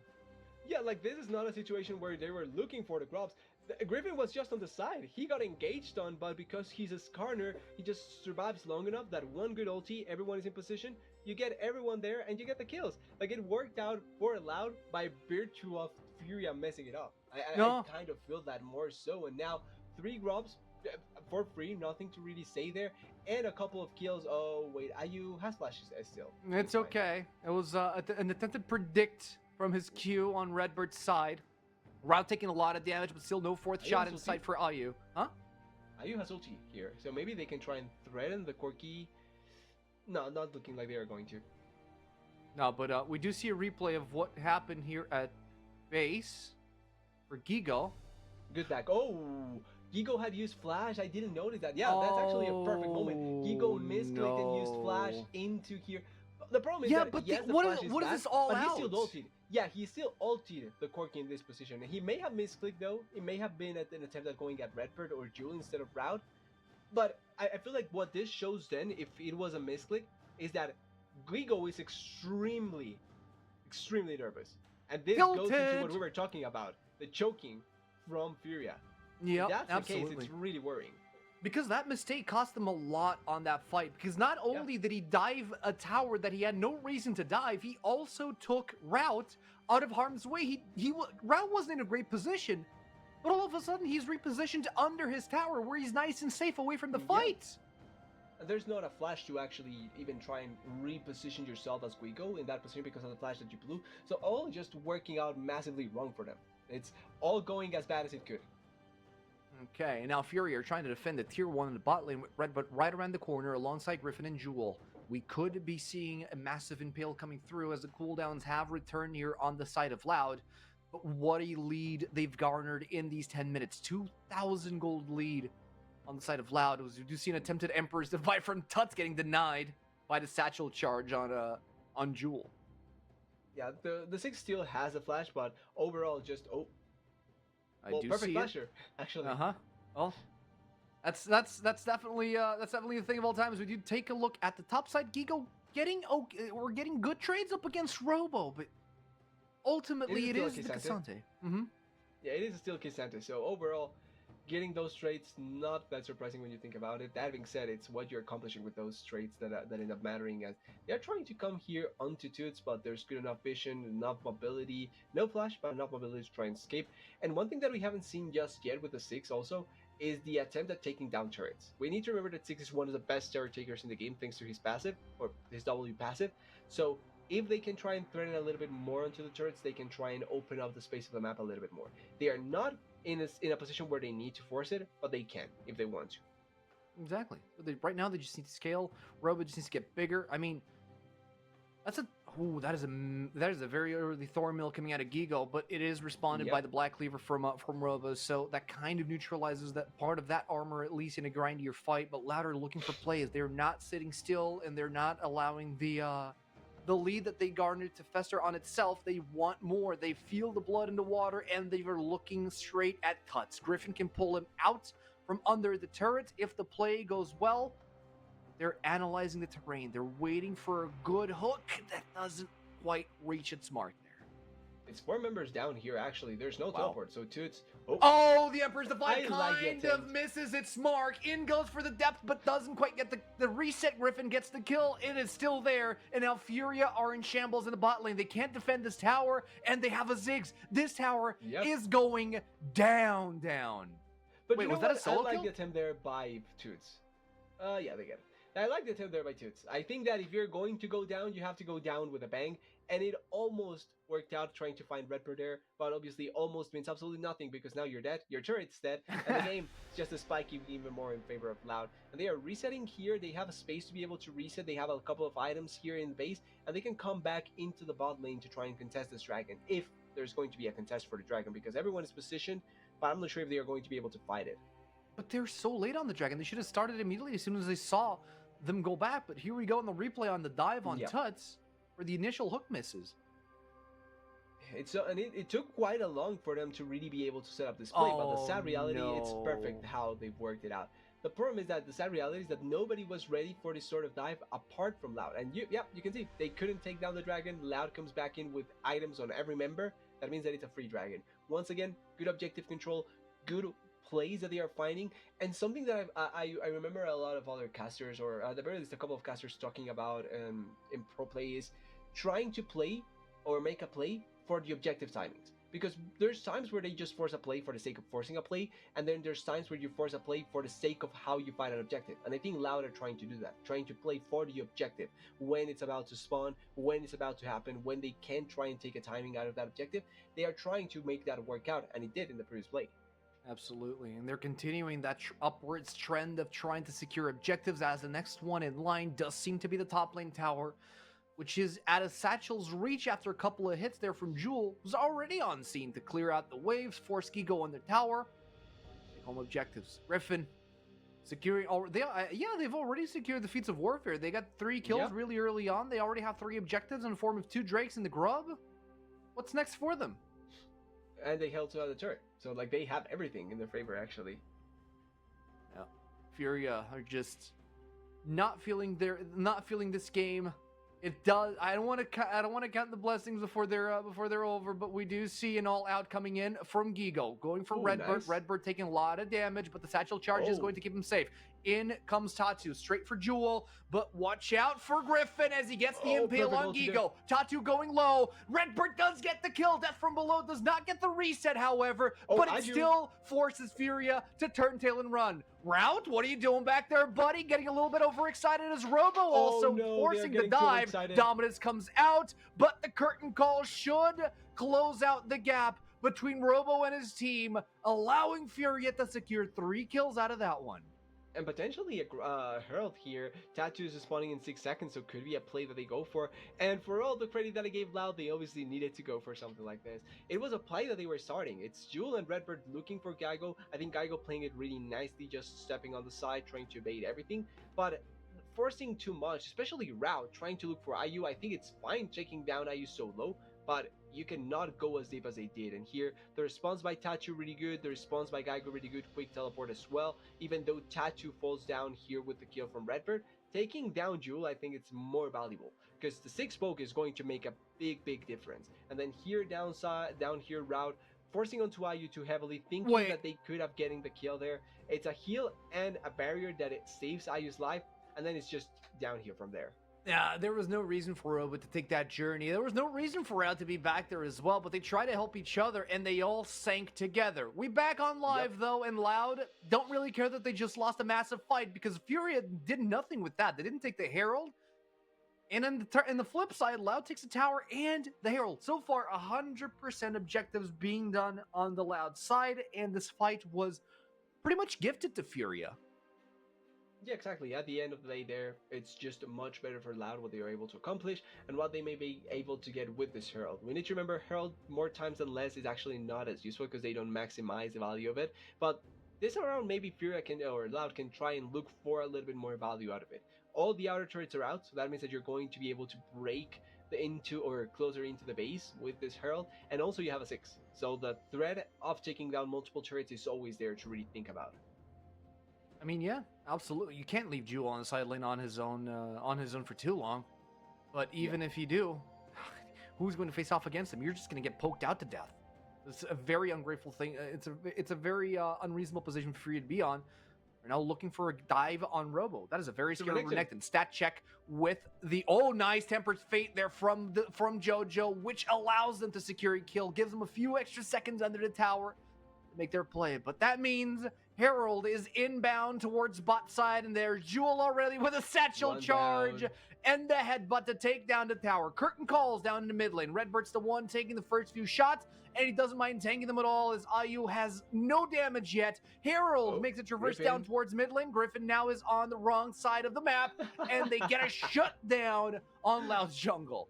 That was hilarious to see, actually, just getting pushed back into the base by the virtual the Herald and then killed in that position. It's 2 turrets forward 1 and the kill into Renekton and Skarner. Not sure how much does that equate to a real meaningful value, but the dragon is spawning in 20 seconds. Griffin is down, so maybe that could be the play that they actually forced here, though.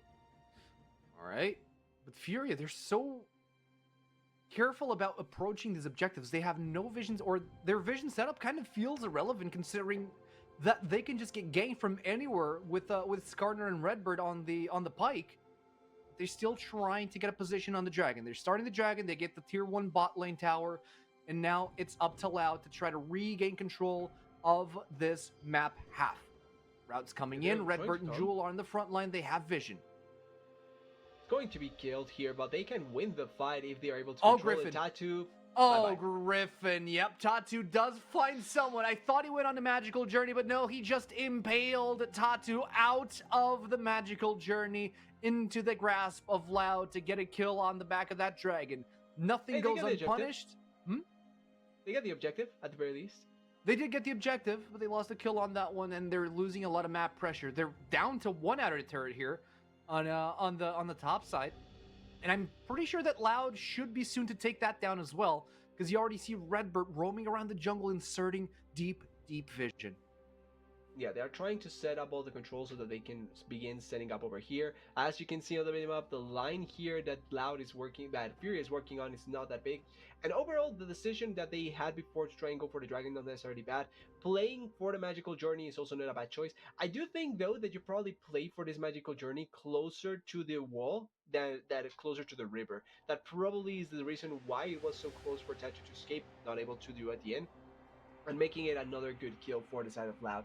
But the game has become closer, realistically. With how it started, Furia has been able to, at the very least, come back into a point where they can fight it out. And that's the best thing that they can try and do here. If it works out, great. If not, nothing to do. But at the very least, they are getting things back in their favor. Teleport coming up on the top side. Furia want to desperately defend this tier 2 tower, not allowing Loud to really take control of the side of the map. But far seems to be working. Loud don't want to pull the trigger a little bit too soon, as well as Route is a little bit too far from the fight. They're making sure that the poke lands, and they want IU. Griffin has eyes on the prize, and he's already behind the mark. Why are we starting the Otacon? Thornbound Otacon started by Furia. They're already getting debuffed, and Jewel is just poking from afar. Route is in place, so is Griffin, so is Redbird.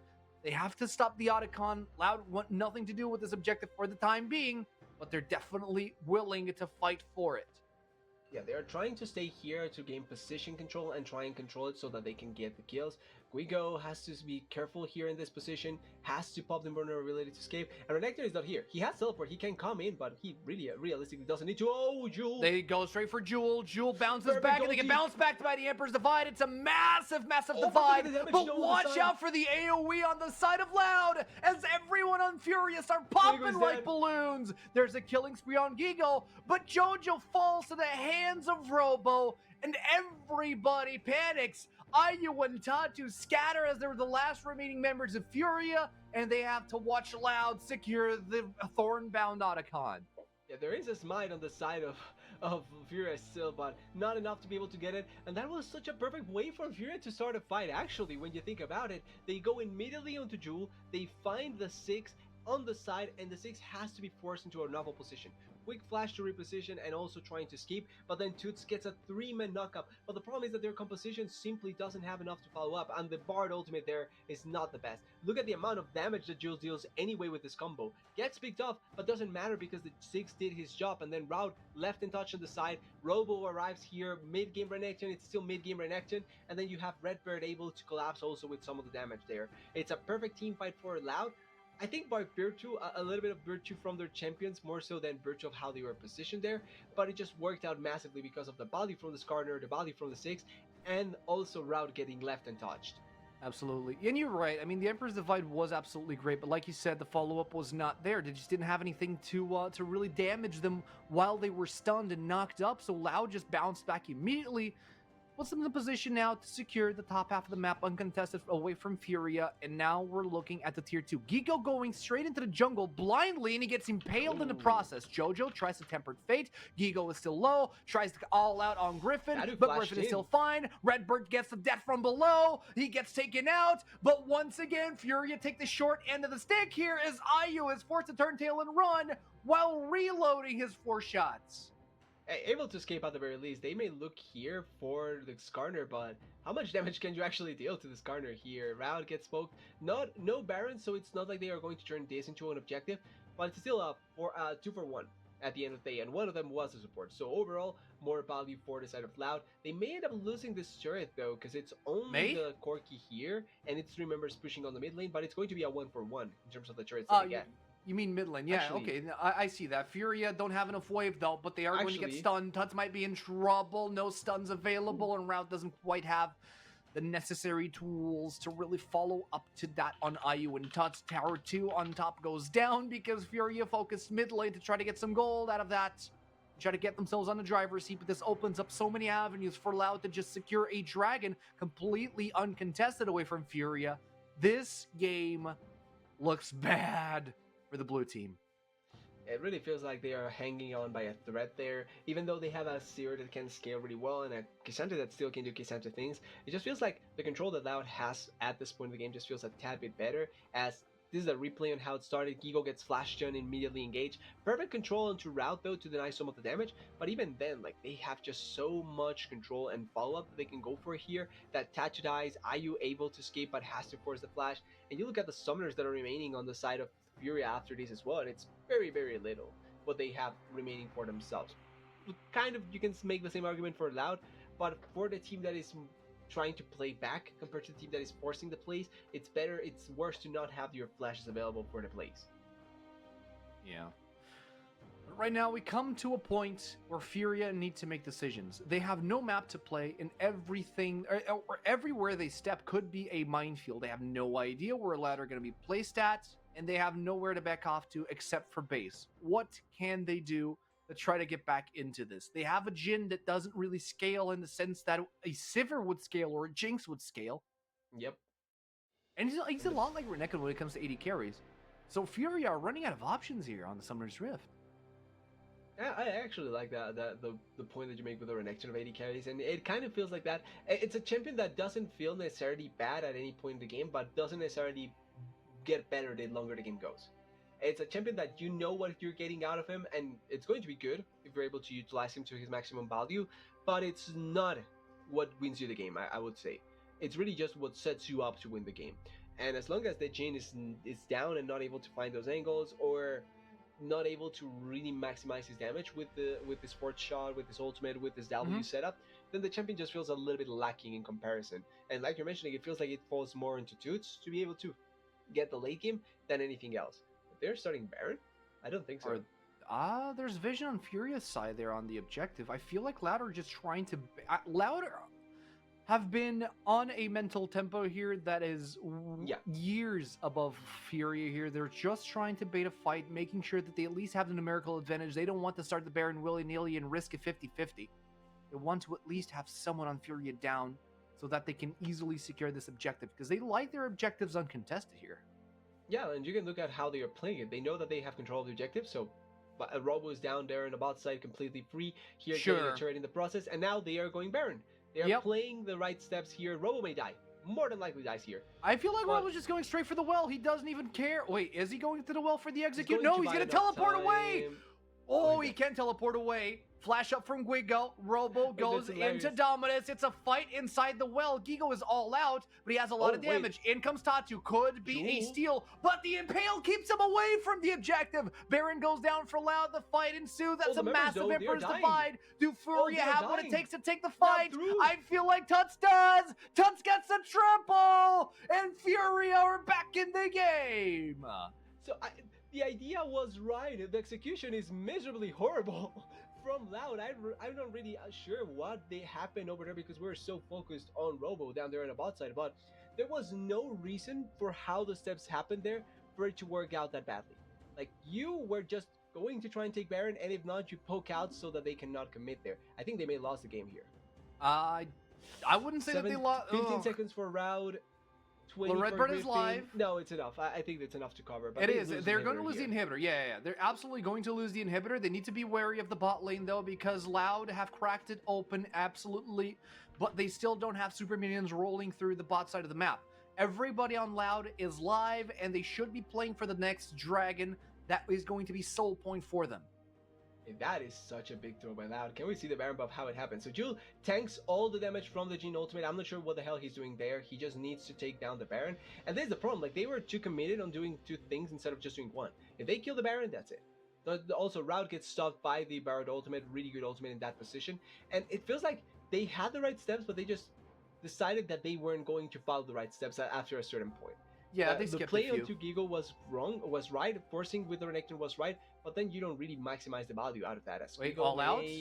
Gigo is vulnerable. He is all out. Griffin shovels him up against the wall. Perfect. That is such a massive impale. Jojo's in trouble. He's sticking out. Double kill falls in favor of Jewel. I mean, I said Furia were back, but Loud, they're definitely making sure that Furia know that that Baron play was just a stroke of luck as they move for Soul here. So Furia were back, but not back into the game. Back into, at the very least, fighting for it. That's really it. Oh, Toots. Oh, Amber's divide on Redbird. Redbird is still fine and alive. He's not going to survive that one, and Toots gets shut down. Kill in favor of Robo. And now we can probably say that the game might be over because Loud, they're splitting their efforts. One of them's going for the dragon. The rest, they're going straight for the inhibitor in the bot side. So I think going for the inhibitor here is fine, plus the dragon, because I don't think you win the game anyway at this point. You probably are going to be fighting to try and stop it, so pushing on to trying to get the inhibitor was fine. Trying to get the dragon is fine. You don't want to overcommit, especially with the image of what just happened with Baron. Probably not the best choice to actually force so heavily, but Guigo gets collapsed in here. Really nice by Redbird to really find Guigo in this position, and then forcing as well. Then it's such an easy collapse onto Gigo in this position. Plus the 2-man ultimate by Griffin just sets everything up perfectly. But there's not a way for Gigo to escape in that spot. And as long as Gigo just gets collapsed and killed really quickly and the rest of the members cannot follow, it's really easy to follow the rest of the team fight from the side of Loud. Now Loud, I mean, oh, never mind. I just see another Horizon Focus in the hands of Jewel. Jewel really likes that item. I always get confused. With 6, I'm fine with it. I think 6 and Zoe are two of the champions that are probably the champions that I'm fine with it, because you technically do attack from a really long distance. You do, and now we do see another fight. Furia, they're down, but they don't care. They want blood, and they want to make sure that they force every fight that they can find. Wide. There's a lot of ultis going wide from Loud side. They're losing cooldowns, but they're not losing their spirit. Furia back away onto their half of the map, and Loud, they maintain presence in the mid lane. They still have control here. Ulti did go wide by Jewel, but he's still a 6, so he probably has a lot of value on the side that you can play with. And one of the things there that works out really nicely for Furia is that they also use Griffin's ultimate. So now there's not that big like ultimate to really stop any sort of engage. Toots still has ulti. There's still ulti by Yayu. There's still ulti by Tadu that you can try and go for. So there's tools for you to really try and force it, but you still have to be careful if you're both Furia and Loud. Like actually mispositioning here, maybe game over. The thing is, there's so many players that can tank out these initial engages from Furia. Griffin is massive. He can absolutely get the hold of the curtain call, and not to mention Robo. If he goes into Dominus, that's just nothing that can be done from Furia to realistically re-engage on that fight.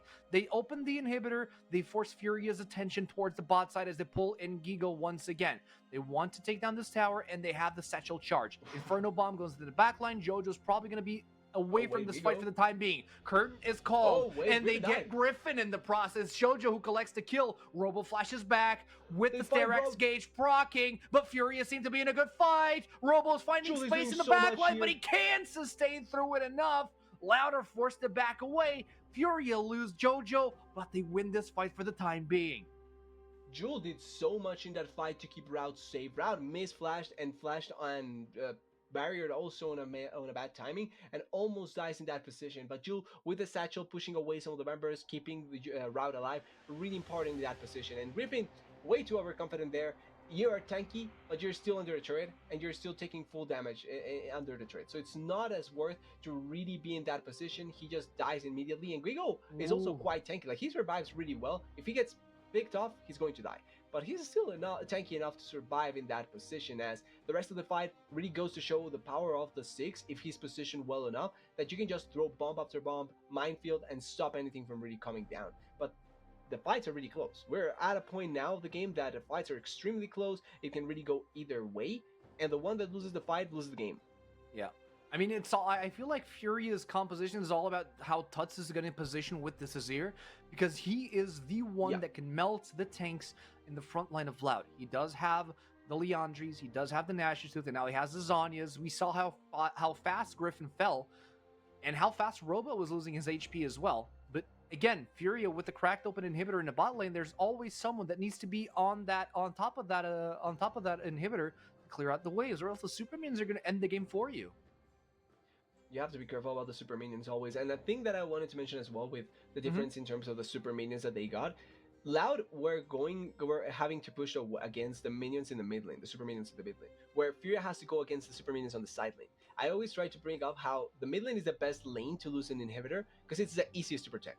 It's the one that you're always going to be in. So it's really easy to actually protect super minions from the mid lane. But on the sides, you always have to send that extra man, you have to have teleport, you have to play on that idea, and it sometimes can mess up some of the things that you want to try and do with it.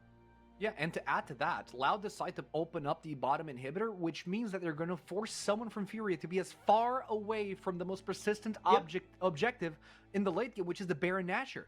And there you go. You already have the super minions walking towards the lane. I'll use the one that's designated to go up and clear them. Or, in this case, Tuts. With the teleport, it does help you out, and makes a lot of sense here. And he can get the 6 items, so maybe this is actually going to be worth it, getting that extra gold in that position. But it's going to be important seeing how Loud try and plays around it, how Loud tries and goes for the Baron buff, because even with the Ocean Salt, they still will take a lot of damage. And funnily enough, Route is still not on his 5th item. It feels like, or 4th item technically, Boots not necessarily counting there, but a little bit behind off Jin in this situation. Yeah, it just doesn't feel like Route is paying too much attention to this game. He does not have to be the designated carry, so he's not using too much brain power into this quirky. We've seen a couple of times where Route has been completely mispositioned on fights, but they still managed to come out on top. Maybe Route has to start stepping up his game to make sure that Loud have a fair shot at a clean victory here on game 2, because, like it or not, they still have game 3 to play if they win this one. Yeah, there's a little bit more that they need to go for, and especially you don't want to throw away the game game 2 particularly, after how you controlled the game all along. Like, it was Loud's game to lose, and it feels like if they lose, it's really going to affect them in the long run, as Elder is spawning in 10 seconds. That is a game-winning objective, and that's something that we're going to see them fight for, it looks like. It sure does. I mean, they completely dropped control over Baron to start stacking vision on the bottom half of the Summoner's Rift, just to make sure that they know where Fury is coming from. You already see the teleport coming in from Gigo. They definitely want to be on top of the Elder. Now, Loud, they know this. They're careful. They're trying to be methodical on the way that they approach, but they still have Robo on the split. He already has Guardian Angel, so that's going to be a double threat on top of Tuts, who still has teleport to try to join in for the fight. Elder Dragon has started, but I don't feel like Griffin wants to close this objective just yet. No, they were trying to see there who the teleporting champion was. Now they notice that the Seer is going to be the one coming here, and it just gives space for Robo. So they just wait, reset the dragon, and play it up. There's no teleports anymore. There's no teleports, which means that Robo has free agency on that top side. Here. No, but they can stall. Loud are going to stall this. Jewel is going in. That's it. Yep, they don't care. Loud are gonna stall the dragon. They baited La Furia onto the dragon pit to take the inhibitor. They have a wave on the side. Inferno Mega Bomb coming through. Elder Dragon is done by Furia, but who cares? They don't have Baron. Enhanced recalls don't exist right now, and Loud are just stopping recalls as Robo and Jewel seal game 2 for Loud. I love this region so much. It's so beautiful to see in a way that it's not methodical. It's not like perfect, but it's perfect in its own way. And Are you kidding me? This so much. It was such a good. By the way, that is the right way of playing that. That is 100% the right way of playing that, because you need to force the team to go on the side because you're ahead. Like, you have control of the map, you have control of the way that the game is going so far, and as Loud, you have every tool in your disposal to either force the objective or force the side. And that's something that I feel a lot of teams have defaulted into not doing anymore. But you need to play the side lanes accordingly, and that's a perfect example of Loud doing it really, really well. But the thing is, what could have Furia done? They were damned if they contested the side lane, because in that scenario, Loud would just take the Elder Dragon and beat them in a team fight, and they were damned if they didn't. They committed to the Elder Dragon. Sure, they took the objective, but the side lanes were gone. Exactly, and that's the thing of actually playing for the side lanes, and what we were talking about before with inhibitors as well. When you take down the inhibitors on the side, and you get control over the side lanes of the map with just virtue of having the super minions, it makes your time more easy. That's why I try to make a lot of emphasis every time that inhibitors are down of which inhibitor is down. Because mid inhibitor, once again, the easiest inhibitor to protect in the game. You're always going to have access to objectives, you're always going to be in the mid lane trying to fight, and the enemy team as well, and that just makes a lot of space for you to try and actually still play the game normally. But the side lane means that you're going to have to send members, you're going to have to put attention over there, and that just opens up so much space for you. And I want to follow up on that, because I agree, I don't think Furia necessarily had a huge amount of choices either. It's either you lose the inhibitor, or you lose the side lane, or you lose the game through the Elder Dragon. Like, there were two choices there, and it's still two tough choices. The only thing that I can think of there is probably just trying to wait until the end of time until to see if it was worth it to send the Asir there, or actually just have the K'Sante be the one in the side lane and try and play a 4v5, if that's the case. But like, it's really a difficult choice, and I don't think there's a hugely bad choice there for Furia. It's just a much better state to play by Loud. Honestly, the only play that I would have seen work for Furia there was wait for a miracle smite from Tatu. Just have him exclusively alone on the dragon pit, waiting on the bioways. Yeah, waiting for him to flash in, maybe steal the Elder Dragon away from Loud while the rest of the squad was protecting the inhibitors. I feel like that would have been the only way. Fact is, Furia lost a lot of map really early on. We were 13 minutes in, the bot lane tower is already gone, because Ziggs is just a massive powerhouse at taking down turrets, and Furia had no answer for it. You come down to the 25-minute mark, there are no other turrets for Furia to defend. It's all about the base. So ultimately, they have nothing to control there. No, absolutely nothing. And if they had to back out to somewhere, they had to back out the base. It was a massive walk forwards there. Loud, take game number 2. My question now is, TDS, can Furia come back from this? It looks dreadful. It's tough, but not impossible. They need to overcome it, because if not, they're eliminated, like we have mentioned multiple times now.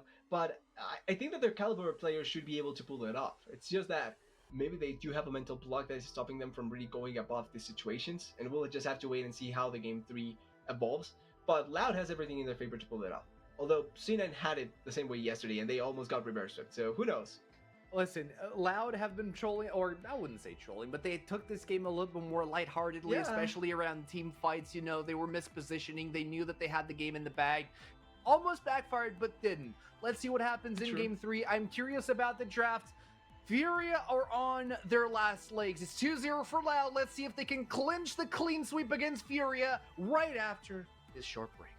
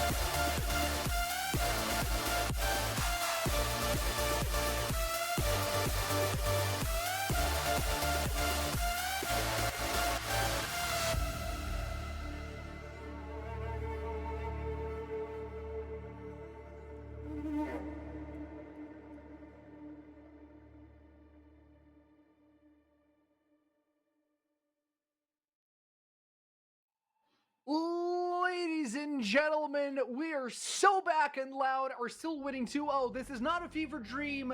This is looking like a sweep, and Furia still want to be on the blue side despite everything that just happened this series. For those of you who just joined us, this man ZC, that beautiful man right there is TDS, and we are witnessing LTA South in its finest. Yeah, you couldn't ask for anything better than this. You couldn't ask for anything better than Loud. About to 3-0 sweep Furia. Unless you're a Furia fan. If you're a Furia fan, you probably don't want to watch this. I feel so bad for you, man. Imagine going from here to here in the span of like, what, 2 or 3 months? 2 weeks. Weeks. We're talking about weeks. It was just last week that they lost 3-0 to, or last week, 2 weeks ago? I don't even know. I think it was 2 weeks. It was not a long time ago that they went 3-0, got clean sweeped against Vivo Keat Stars, and they're looking to reproduce that feat against Loud. Is it a good feat? Not really, but we already have the top lanes locked in here. Yeah, exactly. They already are looking for it, and they are drafting immediately top lane. I really like the Shogun, by the way. Really nice decision there. And the Rise, I like the Rise here as well by Jewel. Gives him a lot of mobility, a lot of potential to move around the map. I talked about the potential of looking more into the mid lane pool with so many champions already banned. You have to go into those Rises. Now Syndra also potentially rising up in the priority of some of the other players. Syndra. So it's going to be dependent to see how it goes through as the buy. Ever confident, ever useful, point and click ultimate, nothing else to ask for. And the Galio here, so a lot of engaged potential, a lot of getting into the backline and trying to kill them, but the Volibear was open, and it looks like Griffin really wants to. Oh, yep. Well, it's locked in. Griffin is playing the Volibear, and boy, oh boy, I can smell the cosmic thing from a mile away in Griffin. What is the name of the item? Cosmic Drive. The Cosmic Drive. Oh, yeah. In the Griffin inventory from a mile away. We all know what's coming. Now, what does scare me about this Fury composition right now is that they lack damage. I lost a bet. Darn it. Zaya's out. I told you it was going to be banned. I mean, either they ban Zaya or Rakan, either or, but I guess they true. decide to take out Zaya. You just break and the combo right like there. Now. And the thing is that I think Kai'Sa was probably the priority champion to really go with this comp because you have a Vi and a Galio, so they are going to try and dive in. And now without the Kai'Sa, you have to look a little bit deeper into the pool to really see what other AD carries you can go for, like the Senna as well. It does mean that the Senna would have been a little bit less consistent damage, I would say early on. Like, it's not the highest AD carry damage profile, but it's still a really good utility champion to go for.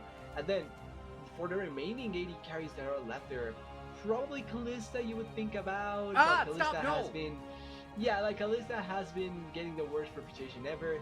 Then it could be, actually, I think a Bane game wouldn't be bad for the side of Furia here. Bane, you're lacking damage, and you're needing a champion that can try and play by herself with a lot of damage as well. So Bane wouldn't be against it. No, but then again, you look at the dive composition, you want these fast plays. I don't think it's out of the picture for IU to lock in Lucian, but then you're going to be lacking on the late game. And they desperately need the late game because you have the Cyan and the Galio, who late game are going to just be meat shields. Jinx could be good, but Jinx doesn't have the same amount of mobility and pressure, right? You need something coming out of Furia. Oh, that's Lucian. Forget about that. Yeah, Loud taking away the Lucian, so they want to try and make it so that Rose. The team fights and the lanes can be really good. And then obviously Lucian means that probably it's going to be an Enchanter support here. Milio available. It's going to be Milio available, Nami available, so there's a lot of good choices here. And I really would like the Milio here in this game against the Vi particularly. It makes it really nice to have that ultimate in your pocket. The Ashe... So, the Ashe value here comes off of two things. Ultimate value, and then sustained damage, which are two great things the Ashe have. And then the serving to close it off. This is a fully team fight oriented composition by Furia. If one ultimate is off, they kind of fall down into a spot where they cannot force a fight pretty well. And but we if have they connected, go on. And they do have a little bit of a discrepancy here on the ideas of what the team wants to do. An Ashe and a Seraphine tell me that they want to poke, but then you have a Galio, a Vi, and a Cyan that tell me that they want to dive. The ideas are flipping away at Furia. They have options, but Loud's composition is so well rounded out. I don't know what to tell you. They have the Rise for the late game. Lucian and Rel secure a very heavy early game. Can the Seraphine and the Ashe keep this bot lane at bay is my question here. Well, the fact that they picked Rel, I think, kind of gives a little bit of opportunity for Furia here, because Rel gives you a great engaged champion, yes, but she's not going to win you lane. She's really dependent on all laning or failing miserably in the process. And I think that if you wanted to go for something like that, go for a Rakan. Probably a much better in between champion. You still can make use of the passive evolution really effectively, and the ultimate value is always going to be great. But the Rel is really fist or famine in this situation. That being said, the composition from Loud is really short ranged, and that means that they are going to try and play off of what the engage is going to turn out for the side of Furia. The silence needs to be on point from the Cho'Gath, the knockups need to be on point from the Cho'Gath, and also the Volibear needs to be able to get on top of some of these champions, because if the Lucian is left, it's completely controlled and he cannot do anything, then the Volibear is going to be the one dealing with some of these squishies. To be fair, if you rule out the Vi, which has a little bit more mobility on the cooldowns with the Q, because you do max Q first, I don't think that there are a lot of tools for Furia to dodge the Ruptures coming out from Cho'Gath. They're very, very immobile. And if we're talking about on a one-on-one kerfuffle coming out of the jungle, part of me wants to say that the Volibear will lead the charge against Vi. It's a very, very tough position to be in, and Furia drafted themselves into a game 3 where they do have some scaling, but I do fear the Seraphine and the Ashe bot. Well, this may be a game 3 scenario also where Furia just drafted for the most comfort they could find for themselves. Because it could be their last game, right? And if that's the case, you kind of want to think of doing everything that you could have with the champions that you feel more comfortable with. And I think Bai, Sion, Galio really fit into that picture as well. Same for the Ashe Seraphine, a combo that we saw them going use against certain teams in the MSI as well. So overall, I think that this is just big comfort into try and make the game be as easy for you as possible. All right. Not overly think, not have to think extra without needing to. Makes perfect sense to me as we head into the Summoner's Rift for the third game of this best-of-3 series. It's on the line for Furia as they're 0-2 against Loud. Oh man, we have to dig deep into these champion pools to get to where we are, but we do see some dynamic coming through. Neither team wants to make any mistakes, so nobody's pushing too deep into the enemy jungle to set vision just yet. Trying to start setting up anything really at this point. They're just trying to play it a little bit more carefully, and it makes sense. We're in the potential last game of the BO3, or the BO5, so you don't wanna overly push, get picked off, and then cost your team the series. That's also a mindset that can happen with some of these teams. As ego going forward, nothing happens. That's a very small Cho'Gath. Oh man, I forget how small he gets when he's at level 1. He's so cute and cuddly. Until you realize that he's a void monster. Sometimes you do forget he's a void pet right now. Zoom in on him. You get to see him at full force when he's later in the game. But right now, the E does deal a lot of damage because it is percentage damage. So Gigo needs to stay at bay because traits can get unpredictable early on. Start W with Gigo means that he is going to be stacking straight up from the first wave, but good even trades coming out of the top side. Uncharacteristic, but I guess it does make some sense. Also, with the recent Sion buffs, usually you've been seeing a lot more Sion Bruiser coming out on the top side. Yeah, in general, it just feels like Sion is in a spot where he can essentially handle anyone, and nobody really is going to be that big against a Sion. You can solo kill him, yes, but it's not like he's out of the game ever, realistically, and that feels really comfortable to try and play as Griffin gets spotted here, so I think just expect it. I do not expect to see Griffin going for any sort of fights or anything like that, as Robo is taking a huge amount of damage here. Yes, he is. That's the power of your Soul Furnace. It does deal percentage max damage, and if you can't pop it fast enough, it is going to blow up in your face, and that means Gigo is at level 3, farming freely up against Robo, who does have Sustain in his passive. He needs to keep Gigo away if he wants to make full use of that. Fails the knock up there, so not maximizing the damage value in that position, but it's still pretty, I think, expected from both sides. Like, I'm not expecting to see any top lane solo kill at all. I'm not expecting to see the Cho'Gath or the Sion really being in a spot where it's completely awful for each of them. Only bad thing for Robo is the mana, and even then, you can kind of play around it really effectively at this point of the game.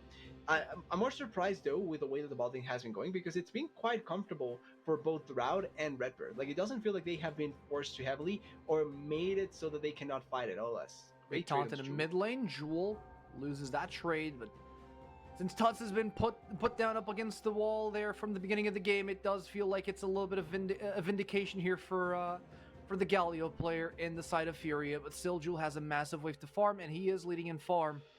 It's going to enhance his lead even further beyond. Griffin makes himself known in the mid lane, but he is going to recall here for the first time in this map where Tatu has already recalled himself. Robo might die everyone here. backing away here. Now, Robo is fine. He also has teleport to come back, so it's not the end of the work. He's probably just going to get these minions and back away and teleport back. But yeah, not a really active Verdi game. And I feel like for Loud, perfect way to start it off. Because you just want to get your level 6s and before anything happens. Level 6 on Griffin, level 6 on Jewel, level 6 on Robo. That's where you start to see some of the spiking happen and some of the potential plays being forced. Where Furia, it's a similar story, but I think with Furia it's more so their first items. The first item spike for Vi, for Sion, for Galio, that's where you want to see them trying to force more plays effectively. Yeah, I would expect that to happen. But until then, we are going to be seeing a lot of pressure being applied from all the sides, from all the lanes of Loud, as you would expect, right? But like you said, Rout are playing a very, very chill game, which is uncharacteristic of Evolution. I would expect to see a lane swap. This is the first time this early on that we don't see a lane swap coming out of Loud's side to try to unbalance the side lanes. They're just going to maintain the status quo and wait for level 6s. And we need to remind ourselves that level 6s are very, very explosive from the side of Furia, because you do have an engage on the bot lane where Jojo gets taken now. That's a heal being popped. Redbird in the front line. A couple more autos should mean death for Jojo, but he manages to walk away from that one, preserving his flash. Yeah, enough healing on the side of Jojo means that they're not going to be falling down at that point. And it is two summoners technically for the cost of 1 in that position, but now with the advantage that they have bot lane, they can actually look here into the jungle, steal from Tatu, try and get more control here. And even though it is I think actually Tatu gets it. So not losing that much in that play. Nope, just losing a little bit of pressure, and Griffin does walk out of that one with his ego a little bit bruised, but otherwise fine. Level 6s have been reached in the mid lane. Jewel does have his Realm Warp, Nuts has his Hero's Entrance. One is a little bit more useful than the other, but let's see how they're applied, if at all, with the first dragon also spawning in on the Rift. They are looking here, almost it's connecting there, but it's going to turn into absolutely nothing to play. I like the attempt at Jewel, not going to work out that massively, but I like the attempt. Now, they do need to be a little bit careful here, because Jewel is baiting. Still, yeah, he's baiting, but he's still alone. He is, and Tuts is really, really low as well. Redbird walks into the lane to just allow his mid laner to go back on the bottom, as we do see an unstoppable onslaught going straight for Robo. He is low, he doesn't have a lot of mana, he needs to try for an outplay under the tower. But no flashes have been expended just yet, as Robo stays alive to farm under his turret.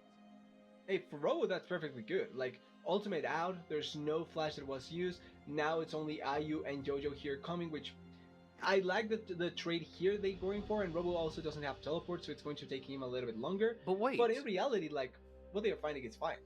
They are, but this is going to allow Rout to take plates in the bot, or at least crash the wave, and help his jungler on the objective. I mean, even though Loud did not force a swap, the same thing happened again for the third game in a row. For that. Yep. And I kind of curious of how much is that just Loud like wanting to play this sort of style where you force more for that early dragon, and how much is Furia willing to give up that early dragon, right? It's a mix. It feels like it can be a mix of both, and you're needing to look into what both teams are looking to try and get out of that, and who gets the most value out of that as well. And now we do see Redbird coming up to the top side. We know that Ayu no longer has flash after that engage from Redbird, but he is taking a lot of poke on the outside of that fight. Ayu dodges the rupture, but he can't dodge the silence. Robo remains on the top lane, alone, unwavered, moistured, and in his lane. Yeah, still a lot of control that you get there, and Jewel is doing so much to just make to life a living hell. Even with the magic shield, it's just so bothersome to deal with, as they want to dive top lane. They want to go for a top lane play here with Hero's Entrance and the Vi. It's not looking like they are going to overly commit, but I like the fact that they are beginning to look into that. As Grubs spawn, we have seen the story already. Grubs for the side of Furia, and Loud is sometimes willing to go to give it up. Maybe they now try and contest here with, well, they have 4 members. I feel like they might contest, because the past 2 games, it didn't feel like Furia had a composition to really threaten towers. But considering that you have a Sion, you have a Galio, you have a Vi, you might want to take those grubs away from Furia, if anything. They get the grubs, they get the feast out, but they do lose the fight. Redbird gets taken out really, really early on. Robo's probably going to be forced to flash out of that one. and he will to the safety of his team. First blood for Furia. So it's 2 grubs to just 1 grub and first blood. I'm gonna be honest, I don't like the trade. I think, once again, not valuable enough to actually give up first blood, but it did go to the Seraphine. So not the worst objective to actually give up there, or not the worst champion to give up the kill there in that position. It's just a normal engage, nothing much going to happen here. And it's just going to try and settle, or make it so that Furia can settle in a little bit more in the game. But Loud still is just in a pretty comfortable spot. Like, Robo is still farming, he got a stack out of the grubs as well, so doing a pretty good job at that. And then in the bot side, yes, Route technically was going against the Scion, so he couldn't have done anything at all, but he also got a pretty comfortable farm, and nothing was bothering him to try and get the levels either. And I guess that the fact, I don't think we touched on this, but the fact that Route stayed bot lane to try to prevent Robo from pushing in allowed Robo to get a free stack on the last grub. He walks in, feasts on it, gets a free stack, and that's actually massive for Loud if we're talking about a late game scaling tank. Yeah, and a Devourer-based sort of tank as well. You want to get all the stacks going. Same as with the Scion, you want him to get as much stacks as possible. You want to get all the stacks with Cho'Gath as well. Already at 2, so he's doing a pretty good and comfortable job as Geigo taking a little bit of a trade there, but it stinks. Tank and tank. It's not the same, you know. Gigo has now been used to fight up against Route. He does not deal a lot of damage yet, but Robo is a different story. That percentage from the Vorpal spikes do make a lot of difference. As Redbird goes in for the Magnet Storm, going for IU, going for JoJo, and since they don't have any mobility, they're forced to flash out, securing a kill on IU, and JoJo just barely surviving that one. Perfect flash there by JoJo, actually escaping by the skin of the teeth. But at the end though, you get a kill, you get plates, you get a lot of control in the mid lane, and you're still getting so much value as the side of Loud. Engage really nicely done there by Redbird, and realistically the only thing you committed is that flash from Griffin for the summoners from the side of Furia. Still a good enough trade in my opinion. Plus also the fact that Redbird will have his flash still available for a future engage. I'd be tempted to agree. And if we look at Route, he is stacking a Cole. We do see a replay of exactly what happened here. They take the second plate. I don't think Furia expected this heavy engage from Redbirds. Yeah, they really didn't think it was going to come through like that. I think even Griffin flashing there wasn't necessary, because he was at turret range. With the damage they had, as long as you just commit to the play there with your ultimate, you probably are still getting the kill. That being said, they already did it. It's already happened, but the fact that Furia is in this spot, Loud is in this spot, is perfectly fine for them, because they are going to be reaching a much better spot when they get those first items, when they get the stacking going for Cho'Gath, the stacking as well for the Rise with his Road of Ages. Those things are going to begin to matter the longer the game goes. No, absolutely. And we also have to address the fact that Loud have a much heavier spike early on, but they do have lower spikes on the later stages of the game. Like, Lucian is going to spike super hard once that Cole is completely stacked, and once he gets an item and a half in his inventory. That's where the real danger for Furia begins, and they have to dodge Route at all costs, maybe even conceding objectives as they go. But we know Furia. Furia like to be on the driver's seat, and they likely won't even consider conceding the objectives to Loud. Yeah, they want to try and fight it, and the problem is, if you're fighting for everything, but you don't have your ultimates that are crucial for fighting for everything, that's where you begin to question if that's going to be worth it or not. As the second dragon started, they have control over this second dragon. Position is also much better for them. Should be a free. It should be free, but if you look at the minimap, you see a lot of pings from Furia going towards the dragon. Once again, they want to contest this. Tatu goes into the pit. He does have a cease and desist, but Realm Warp takes him out of there. And you see a Scion just strolling through, trying to smash onto something, but he finds absolutely nothing. What does Gigo feel after that? Like, you just run from top lane, coming in, crushing here, screaming cowards, and they just get out. And you're not doing anything. Like, yeah, they may be cowards, but they are alive. Yeah, I guess they really were cowards, huh? And now Gigo loses positioning, concedes plates to Robo, and this is everything that we just talked about leading up to this point. They were going to try to fight that. They were going to fumble it immensely, and they're losing pressure all around the map. Hey, here's Redbird with a teleport from the Unsealed Spellbook to help the party on top.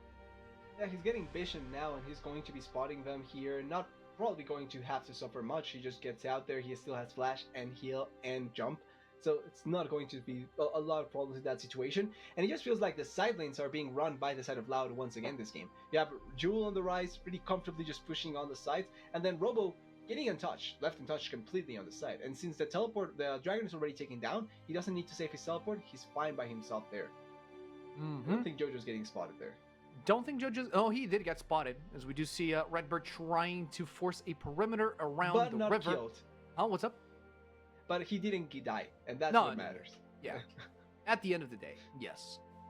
First item's coming through. First item for Oh, Gigo. wait, no, sorry, JoJo. Redbird goes in for the Magnet Storm. JoJo, well, he got a little bit overconfident. He forgot he is playing an Enchanter and not a tank, so he gets sent to base a little bit earlier than usual. I swear it was not intentional. I didn't want him to die in that spot. Well, he did, regardless. And now it's first tower as well for Loud. They are speeding up the pace of the game tremendously. Cho'Gath is getting massive. Griffin is already looking into the Cosmic Drive, and he might get a Medjay Soul Stealer because he has a Dark Seal with 4 stacks on it with no intention of dying anytime soon, because from here on out, he's going to build tank. Yeah, with the way that the game is going, realistically, it's such a comfortable build to go into. You have the gold, you have the control of the game, you're going to reach level 11 as well as soon as possible. So, like, the moment of the game that you're at as Griffin gives you that opportunity to really make it work out. So Not again. So far, too much distance. Not going to be enough. But it's Is so it too scary much distance? when you think about it. Like, you see a Rel running you down, knowing full well that she can CC, lock you, and drag you onto... What is Furia doing? Why are we forcing objectives at this point in time? Furia tried to force out the Herald, but Tatu gets knocked up by Rupture, gets tagged by Herald, and Furia are forced to back off completely into their half of the map. Loud don't care. Loud just want to maintain the status quo and wait for a misstep from a Furia that has been presenting themselves as extremely impatient in these games. I think that they wanted to play with the ultimate from Toots here, but the problem is that they may not get a chance. Oh, wait. Big silence. Big silence. That's a massive knock up on the CC chain from Gigo, and Furia are up and running. Robo walks away from the taunt, but Rout and Jewel were too far away to assist on that fight. And here's the thing, Furia, they're understanding that if they go into you, you can actually make use of the Seraphine ultimate perfectly. I feel like Loud pushing the issue a little bit too much. It's fine if you thread the needle so that they are forcing something out of that play, but not really committing. But if you get stopped there by the Seraphine, by the ultimate, by the Galio ultimate, it's going to be a disaster just like that. It's not a game over just because you do lose that fight on the Herald, but it certainly is giving hope for Furia in a way that before they really didn't look like it. This is the perfect setup here by JoJo as well. Double root, into stun, into ultimate by the side, and everything just worked out massively there. Like, that was 4 instances of CC connecting. It was, and this is also a cautionary tale here for Loud, as they're understandably now afraid to fight into close quarters, or else the wombos and the combos become a massive death ball of CC from the side of Furia, will grind you down, if anything. Yeah, you have to be careful about how you opt into some of these situations, and if you're not careful as Loud, you're still going to be put into a spot where you can die. Like, your your tankiest champion is Robo, and he still will need some time to get there. Griffin is going AP route. He actually just, well, he hasn't sold the Mages, he didn't even buy it, but he now more than likely is not going to opt into it. And now Jewel is also needing to take a little bit more time. So you need to wait before you can actually survive a little bit longer than you did, and also give chance for Route to get a second item and deal more damage. He's not going to be able to deal with Geigo by himself. Nope, and now we do have the teleport from Jewel, meaning that they want to contest this dragon as it spawns in. Setup seems good for Loud. They have the good vision, but they don't have a fight in their hands just yet. Herald is dropped in the mid lane to try to distract Loud from the incoming objective. Tuts is bot side trying to deal with Jewel, as it is Tatu who tries to drift onto the dragon with the rest of the squad. The call has been made from Furia. They want to focus on the dragon, but they at least want to help, or they want to take advantage of the charge here, but they split the fight. That means Tatu is no longer available. Massive kill from Joe, or massive ult from JoJo, means that the redemption is going to drop down with the hero's entrance as well from Tut, forcing a fight out of Loud, a fight that they didn't buy into, but a fight that they will lose regardless. Furia are feeling it, and they are definitely alive.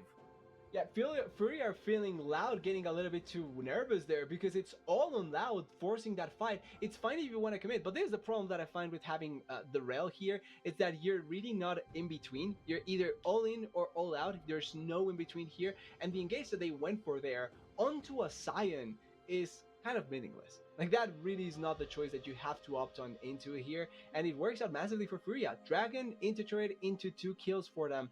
That's such a huge value they are getting, and I'm not really sure why the decision was that for the side of Loud here. Just try and force, it's fine, but they are forcing onto Guego, not onto Jojo or Ayu. They are perfectly positioned to try and escape this. And then the ultimates just fall down. This is the value of the ultimates, by the way.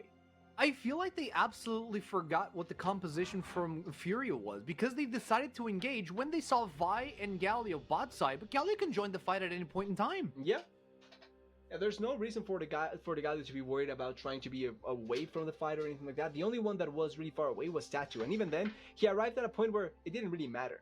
So it's just perfectly fine for them to really try and play around it. Yep, and now Loud are in a position that they haven't found themselves yet throughout this series. Are they creative enough to get these distractions going in favor of Loud to try to take down some massive threats on Furia's side? They go on to go for Gigo. Is this a good idea from Griffin investing all these resources? Enchanted Chrysalara coming down. Tower is stunned. Gigo is not dropping fast enough as Griffin attempts to deal as much damage as possible. But it bought them enough time for Jojo to drop down and insist on Gigo if he needs. He's a big old Scion. He don't need nothing like that. Yeah, I don't think I need to make this point once again. But Scion, it's a Scion.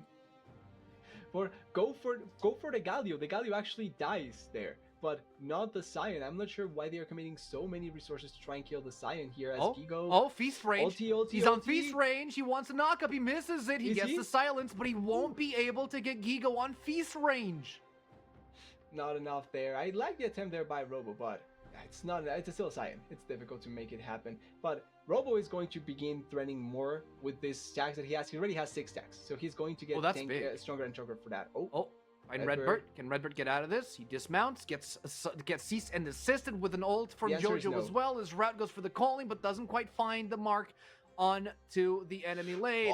A silence goes through. That's a kill from Gigo. He turns it around on a flash from Robo after a missed feast. Yeah, I think he wasn't in range there. I think he wasn't in range there, Robo. Oh, that's painful. And yeah, the game is kind of falling apart for Loud. This is not the kind of thing you want to see, because late game wise, I don't think Loud is necessarily way stronger than Fury in late game. I just thought that they were having more tools to try and play with in certain situations, but they're just getting picked off around the map, getting a little bit too desperate, and giving chances for the side of Furia to really come back. This is why I said this was a comfort kind of composition for Furia, because they know how to play around this very well, and then the flashback in. In for a penny, in for a pound, says Robo as he flashes for his demise. He wasn't going to live that one. I think he knows he wasn't going to survive that one, because if he would have gotten the kill on Gigo, he would have died to the tower regardless. And Science passive. Yeah, he would have been dead anyway, but like, blowing your flash away, I don't think it's the right choice either. At the very least, keep it for future fights, because now you're a sitting dog if they collapse on you, and you're not tankier than the Scion, so no, not by a stretch there. But he does have the heart. I'm not really sure what Raud will do now, because he's in a spot where he has to face long-range champions in the form of Ayu and Jojo, or in the form of the Ashe and the Seraphine, and a really huge tank in the form of Gigo.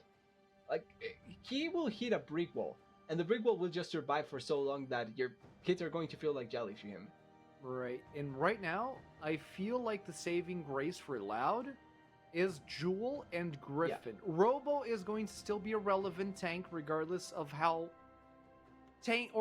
small he compares to Gigo, but I still feel like Rise might do a little bit of damage. Galio is there to slow him down because he is going to stack a lot of magic resist. Will it be enough to stop Jewel? I'll have to wait and see. Otacon is in the sights of Furia. And they can start it here. They have every bit of value to really make it work out. They have their ultimates available. They have the Scion also with teleport and ultimate in case they do want to force it. And I feel like Loud has to be really wary about what they go for here. They can go for it, but it's a bet that can really just destroy them if they overcommit for a play for this Herald, for this Otacon. Otacon is still not returning to his pit. sticking over to Furia, but this is going to burn a lot of time away from Furia on the start of that objective, and now they're going to recall, and this is going to open up a little bit of time for Loud to secure some waves, get Jewel just that little bit bigger, because he is 30 CS ahead of Tuts. That is quite a nice little margin for Jewel to find himself in. 500 gold might be the saving grace here for Loud once again, but man, I don't know. I feel like the fact that they lack a proper scaling AD carry might going to cost them a little bit in the long run here. If you were going to pick Rel, just pick Jinx. I'm gonna be honest with you. Yeah, that's true. Probably, I can probably more comfortable with that. Like, what has Lucian done that makes Jinx not a viable pick here? Okay, Dragon started for Furia. This is a nice little change of pace as Furia start to take the driver's seat here on the objectives. Let's see if they can keep up this tempo. Robo trying to farm the Gromp. Nobody's going to contest that, even though Loud have full information on the whereabouts. They want to trade Dragon for Otacon, but I feel like Furia can collapse fast enough on here that they can secure both objectives. Oh no, they what? They got scared about the Otacon. They dropped Dragon? Jewel is way too slow there. Like, yes, he has teleport, so he can come back here, but it is really slow at taking down the objective. And now they go back to Dragon. Vision. Yeah. Furia are losing time, which is valuable for Loud. Because if they keep on baiting these objectives, look, Tatu drops Dragon once again to go for Otacon. They know that they're doing Otacon, and Loud are fine just burning out this time, because it's time that Furia are not taking the scale. Once again, Robo is there. His feast is larger than the smite, but there is a wind-up time. Tatu goes back into the objective. Gigo does not allow it to reset. Will Robo get close enough? Nope, they just drop it there, then and there. Jewel now, looking for Toots. Redbird goes in. Magnet Storm as well in the position, trying to keep Toots in place. Jewel may die. He is strong, but he is not able to deal enough damage just yet. Griffin is forced up on top lane to try to take down the enemy mid laner. They stop the heroic punch, and they finally find the kill on the unkillable Galio. But that took so many resources. 3.5 years it took them, but they finally take him down. Jewel does have teleport, so he can come back here to the plate pretty comfortably, and they are going to disengage from the Otacon. Leave the Otacon alone. They don't need to actually, I think they are playing around Vision here. They are. Tatu is going to spot it. Yeah, it's not going to be worth it. Tatu has smite, despite the Dragon being made. Loud don't want to really clear out of the Otacon, but then again, Furia are okay not doing Otacon for the time being, as Baron has also spawned in on the Rift. And Furia are okay scaling it. We need to remind ourselves that Ashe is a champion that scales relatively well into the late game. Yeah, and Julie is going to come here, take down this turret. Gigo came down here with ultimate, so he's not going to have that available for himself, but it's going to enable now Jewel to just be able to push a wave and try and go or play around the teleport. He does have teleport still, so you can try and play around that and set up for a potential fight if the Otacon ends up being one of the places where they do decide to fight. But the game has slowed down. Like, it actually took a turn for the better for Loud here, where they have slowed down the issue. They are still ahead in gold. Not by much, they are still ahead in gold. And the Dragons are pretty equal. So it's not like you're desperate to try and get the next one either. So you can't win directly through fights if you're Loud right now, because the scaling on Furia's side is just way too much. But what you can do is try to replicate what happened in Game 2 and just divide Furia's attention, because they are very trigger happy. I feel like Loud are exposing that tremendously. Furia's trigger happiness allows them to try to bait them into an objective and force something else somewhere else. And as soon as Loud forced Furia to respond to Otacon, they get tower on bot side. And I feel like that's going to be the tempo of the game. That's going to be what Loud are going to try to do. Force Furia onto one side of the map so that they can take something elsewhere. And here we go again. Robo starting up the Otacon. Furia this time, their eyes are on the mid lane tower. Yeah, and they're more than likely are going to get it here. It's going to be uncontested. So nice move around by Furia, at the very least, to try and open up the mid lane in this way. And just following up on what you were saying with Furia being a little bit too trigger happy, I think it also comes down to their team composition, because they do have a Bai, a Galio, and a Sion. Whenever they see champion, they kind of want to gauge champion, right? It's see champion, kill champion sort of game for them. And it gets amplified by the fact that they are behind by 2 games, so it may feel for them that they need to force something and get the control of the game in their favor so they can win the game. So far, it's worked out though. Like, I cannot say much about it because it technically has worked out really effectively for them, but it's also something that if you pulled it off really, really badly, then you're going to give up everything that you have worked for so far. Yeah. So what Loud are going to be doing right now? I mean, I'm looking at the dragons, and we do see that Furia do have 2 dragons, so it's 2-2 right now. Otacon's still on the table. There's always a robo factor with Feast. That's going to be a big, big thing that Furia need to be looking out for. Fights. It's technically double smite. It's technically double smite. It is triple smite if you count for Redbird's unsealed spellbook as well. Oh, true. He doesn't have it up now. He does have teleport, but we have to account for that on the upcoming fights, as he should be having a summoner spell coming in real soon. Robo's waiting for Furia to engage on this tier 1. I feel like Loud have to concede these outer turrets completely for Furia. It's just way too much power. They're stacking top. Redbird is there, Robo's there, Griffin is there. They want to start a fight, but they want to clear the waves first and foremost. They're going to abandon the tower. Furia are just way too overwhelming with their numbers right now. Yeah, this point of the game is a point where Furia can really just dictate what they want to do, and it can work out really nicely for them, as Atakan also getting started. It can be stopped, but this is what we were talking about pulling them away and then trying to play around it. Yep, they're going straight for the tier 2 tower. That's 700 solo gold for Rise. That's already looking good.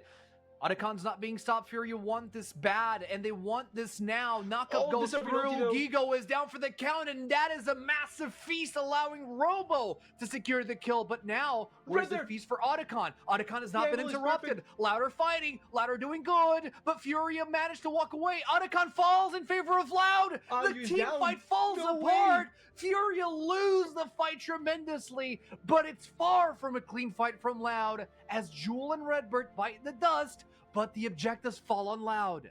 They're going to go for Baron. They have the damage, they have the champions, and also Griffin actually heals quite a bit thanks to the fact that he went AP, so it's not like he's going to be extremely low, but it's going to fall down into Smite against Smite. Robo does not have... Oh, great knock up there.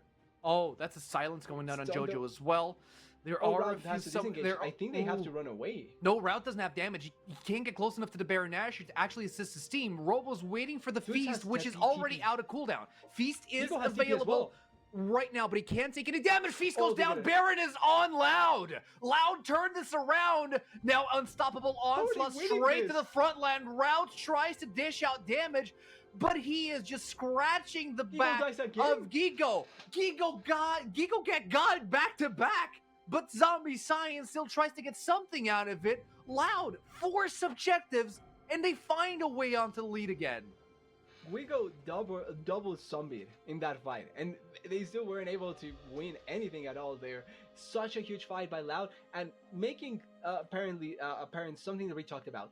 Trigger happiness by the side of Furia there.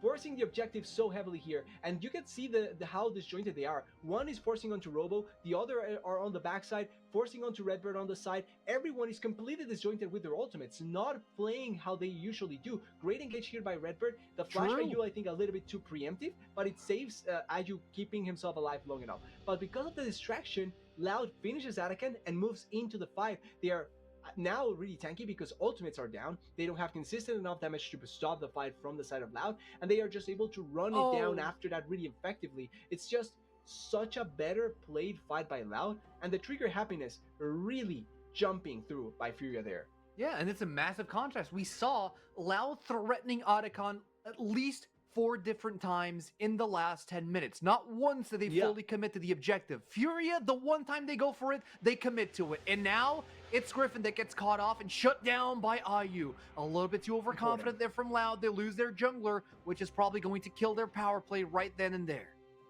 Yeah, makes it so that at the very least, you're not going to be forced into an awful spot. They are going to stop this Baron push, and it means that Loud is not going to improve their lead at this point.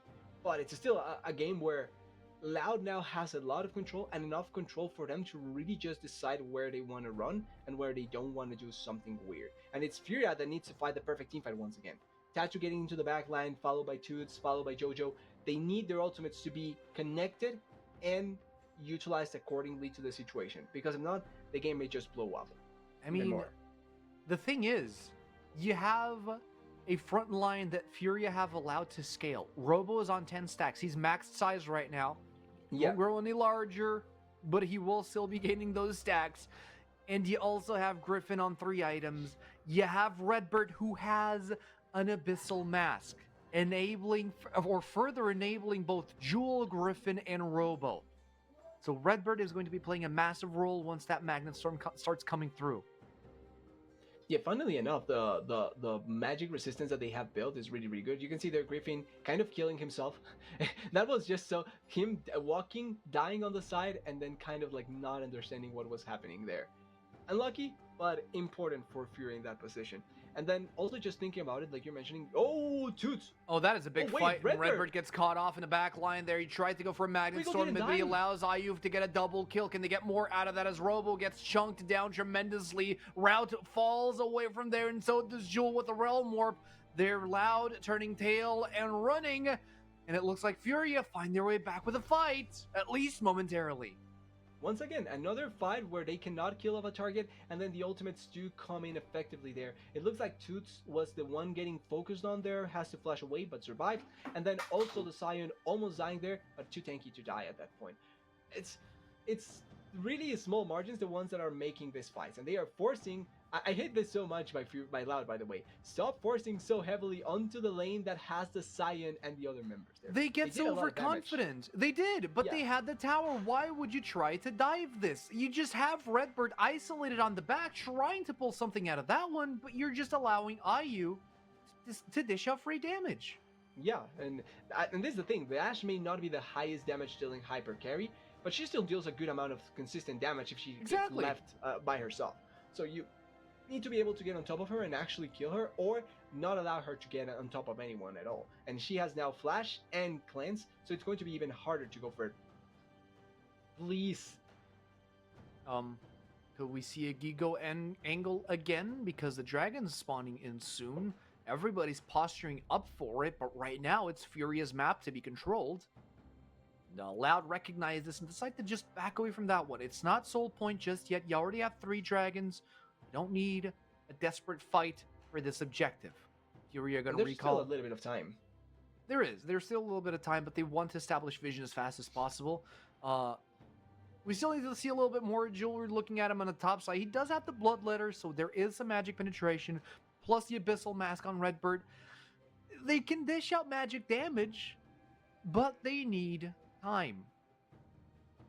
Yeah, and the thing is that the Scion really is going to be such a big mid shield. At the very least now, Route having 4 items, I kind of think that he can go against Guigo in this position.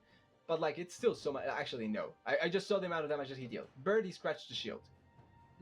Gigo's going full tanks. Forget what I said about being about the Bruiser Scion. He can reach 400 attack damage with the right items, but look at Route. He's trying to get Tuts. Tuts is on the wrong side of the fight, but immediately the Unstoppable Onslaught comes in to try to secure the kill, but nothing happens. Gigo's left alone to his own devices as the backline collapses on the tanks. Everybody on Furia backs away. There's a double kill on Griffin. They need to get on IU. They find the kill. They find the stack. Robo gets him down, but it cost them so much as the shutdown falls against Jewel, and triple kill for Tatu in the progressive fight there for Furia that allows them on timer to go for Baron.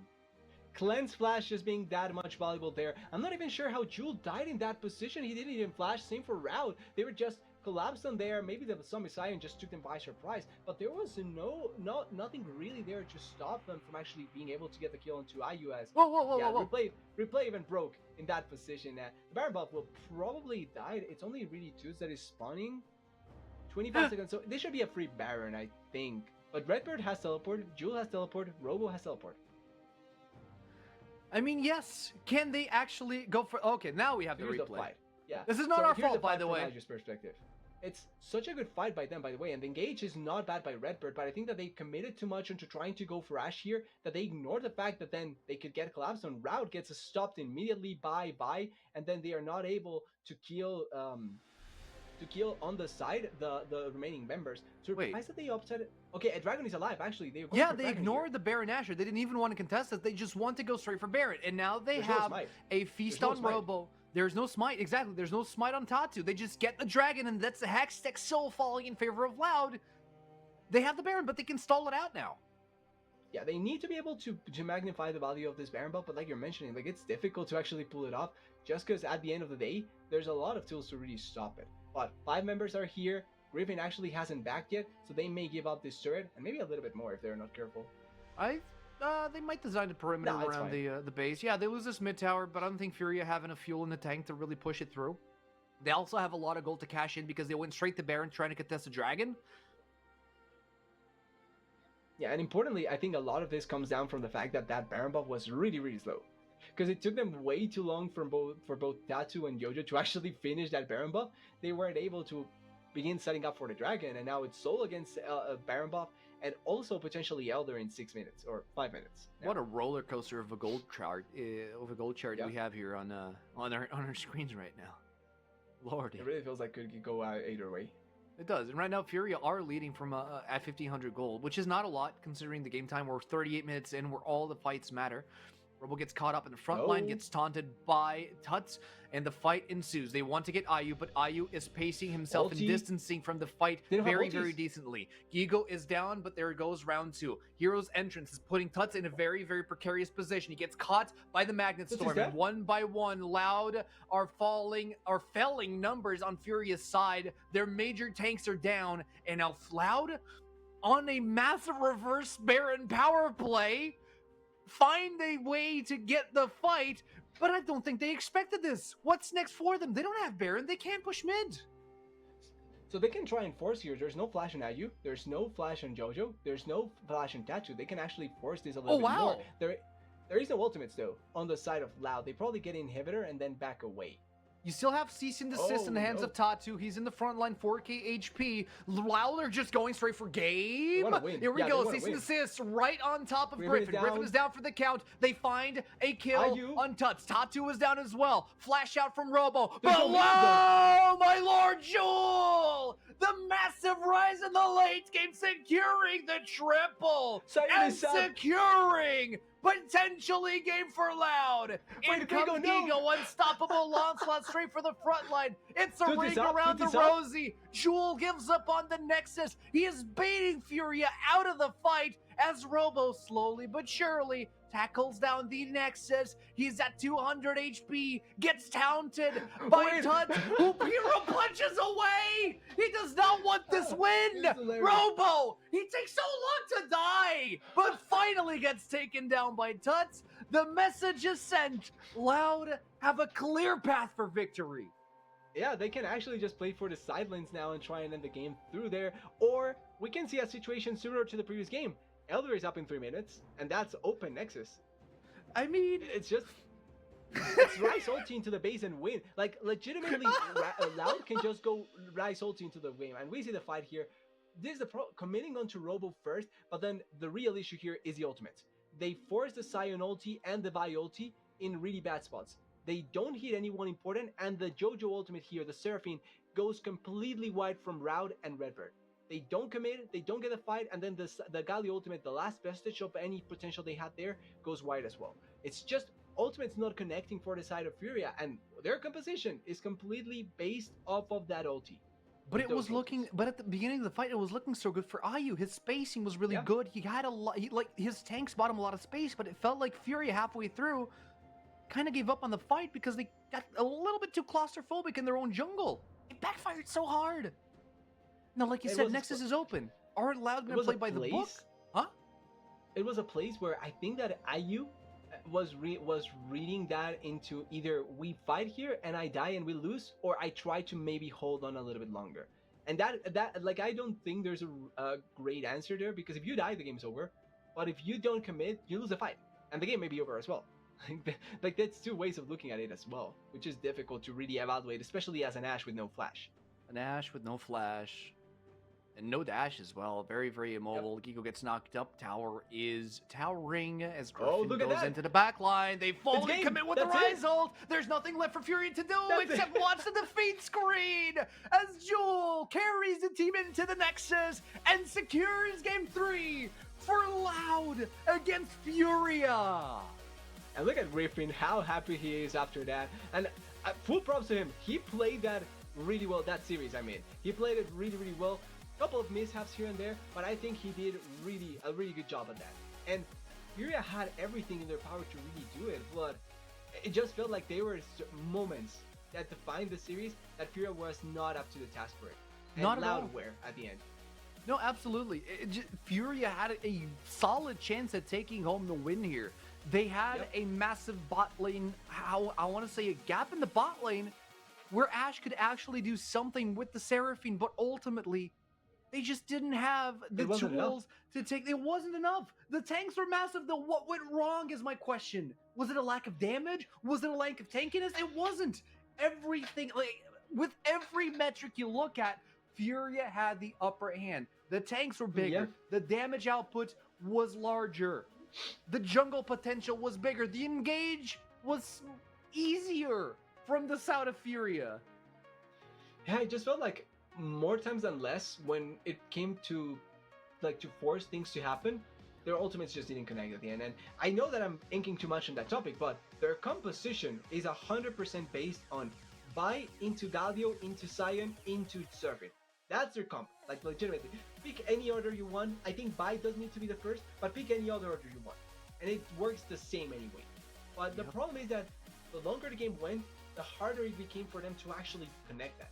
And there were like rays of shining there, like rays of light that actually almost turn around the situation. Like IU getting the triple kill in the mid lane into then turning into Baron, but like those rays are not enough when you're not able to culminate that job after that. And for Fury, I just felt like it never happened. And once again, I feel like this ending to this game was very similar to what we saw in Game 2, where they baited everyone to try to fight topside. They didn't even remember Ryzol. And all of a sudden, Jewel Realm warps everybody onto the Nexus. And it was all Jover. 3-0, a clean sweep. Two backers. Against one of the favorite teams in LTA South to continue their onslaught onto Worlds. Have just been shut down.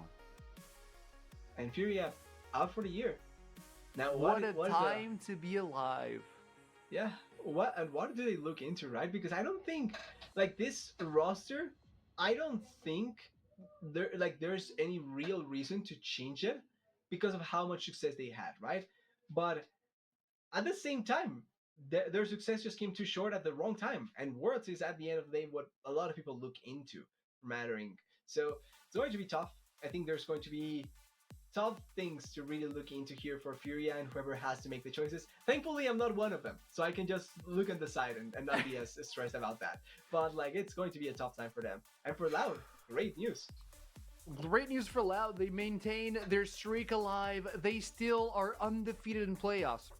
After taking a solid 3-0 against Fluke, so they take a very convincing 3-0, showing creativity, showing adaptability, and all the traits that you would like to see from a team contesting a spot in Worlds. Their next big challenge is going to be none other than the Red Canids. Every fight is going to get tougher from here on out, but Loud have proven time and time again that they're more than able to step up to the challenge. Samudo may have failed, but there's still Griffin here to really carry that American flag, quote unquote. So hopefully they can plan it out, they can turn it around, and if Griffin is able to get to the tournament for qualifying for Worlds, that's going to be kind of a great story for him. Man. But there's still tough teams in the process, and I think that Red Candidates matchup is going to be really tough for everyone. Absolutely. But with that being said, ladies and gentlemen, that's going to wrap it up for today. Don't forget to tune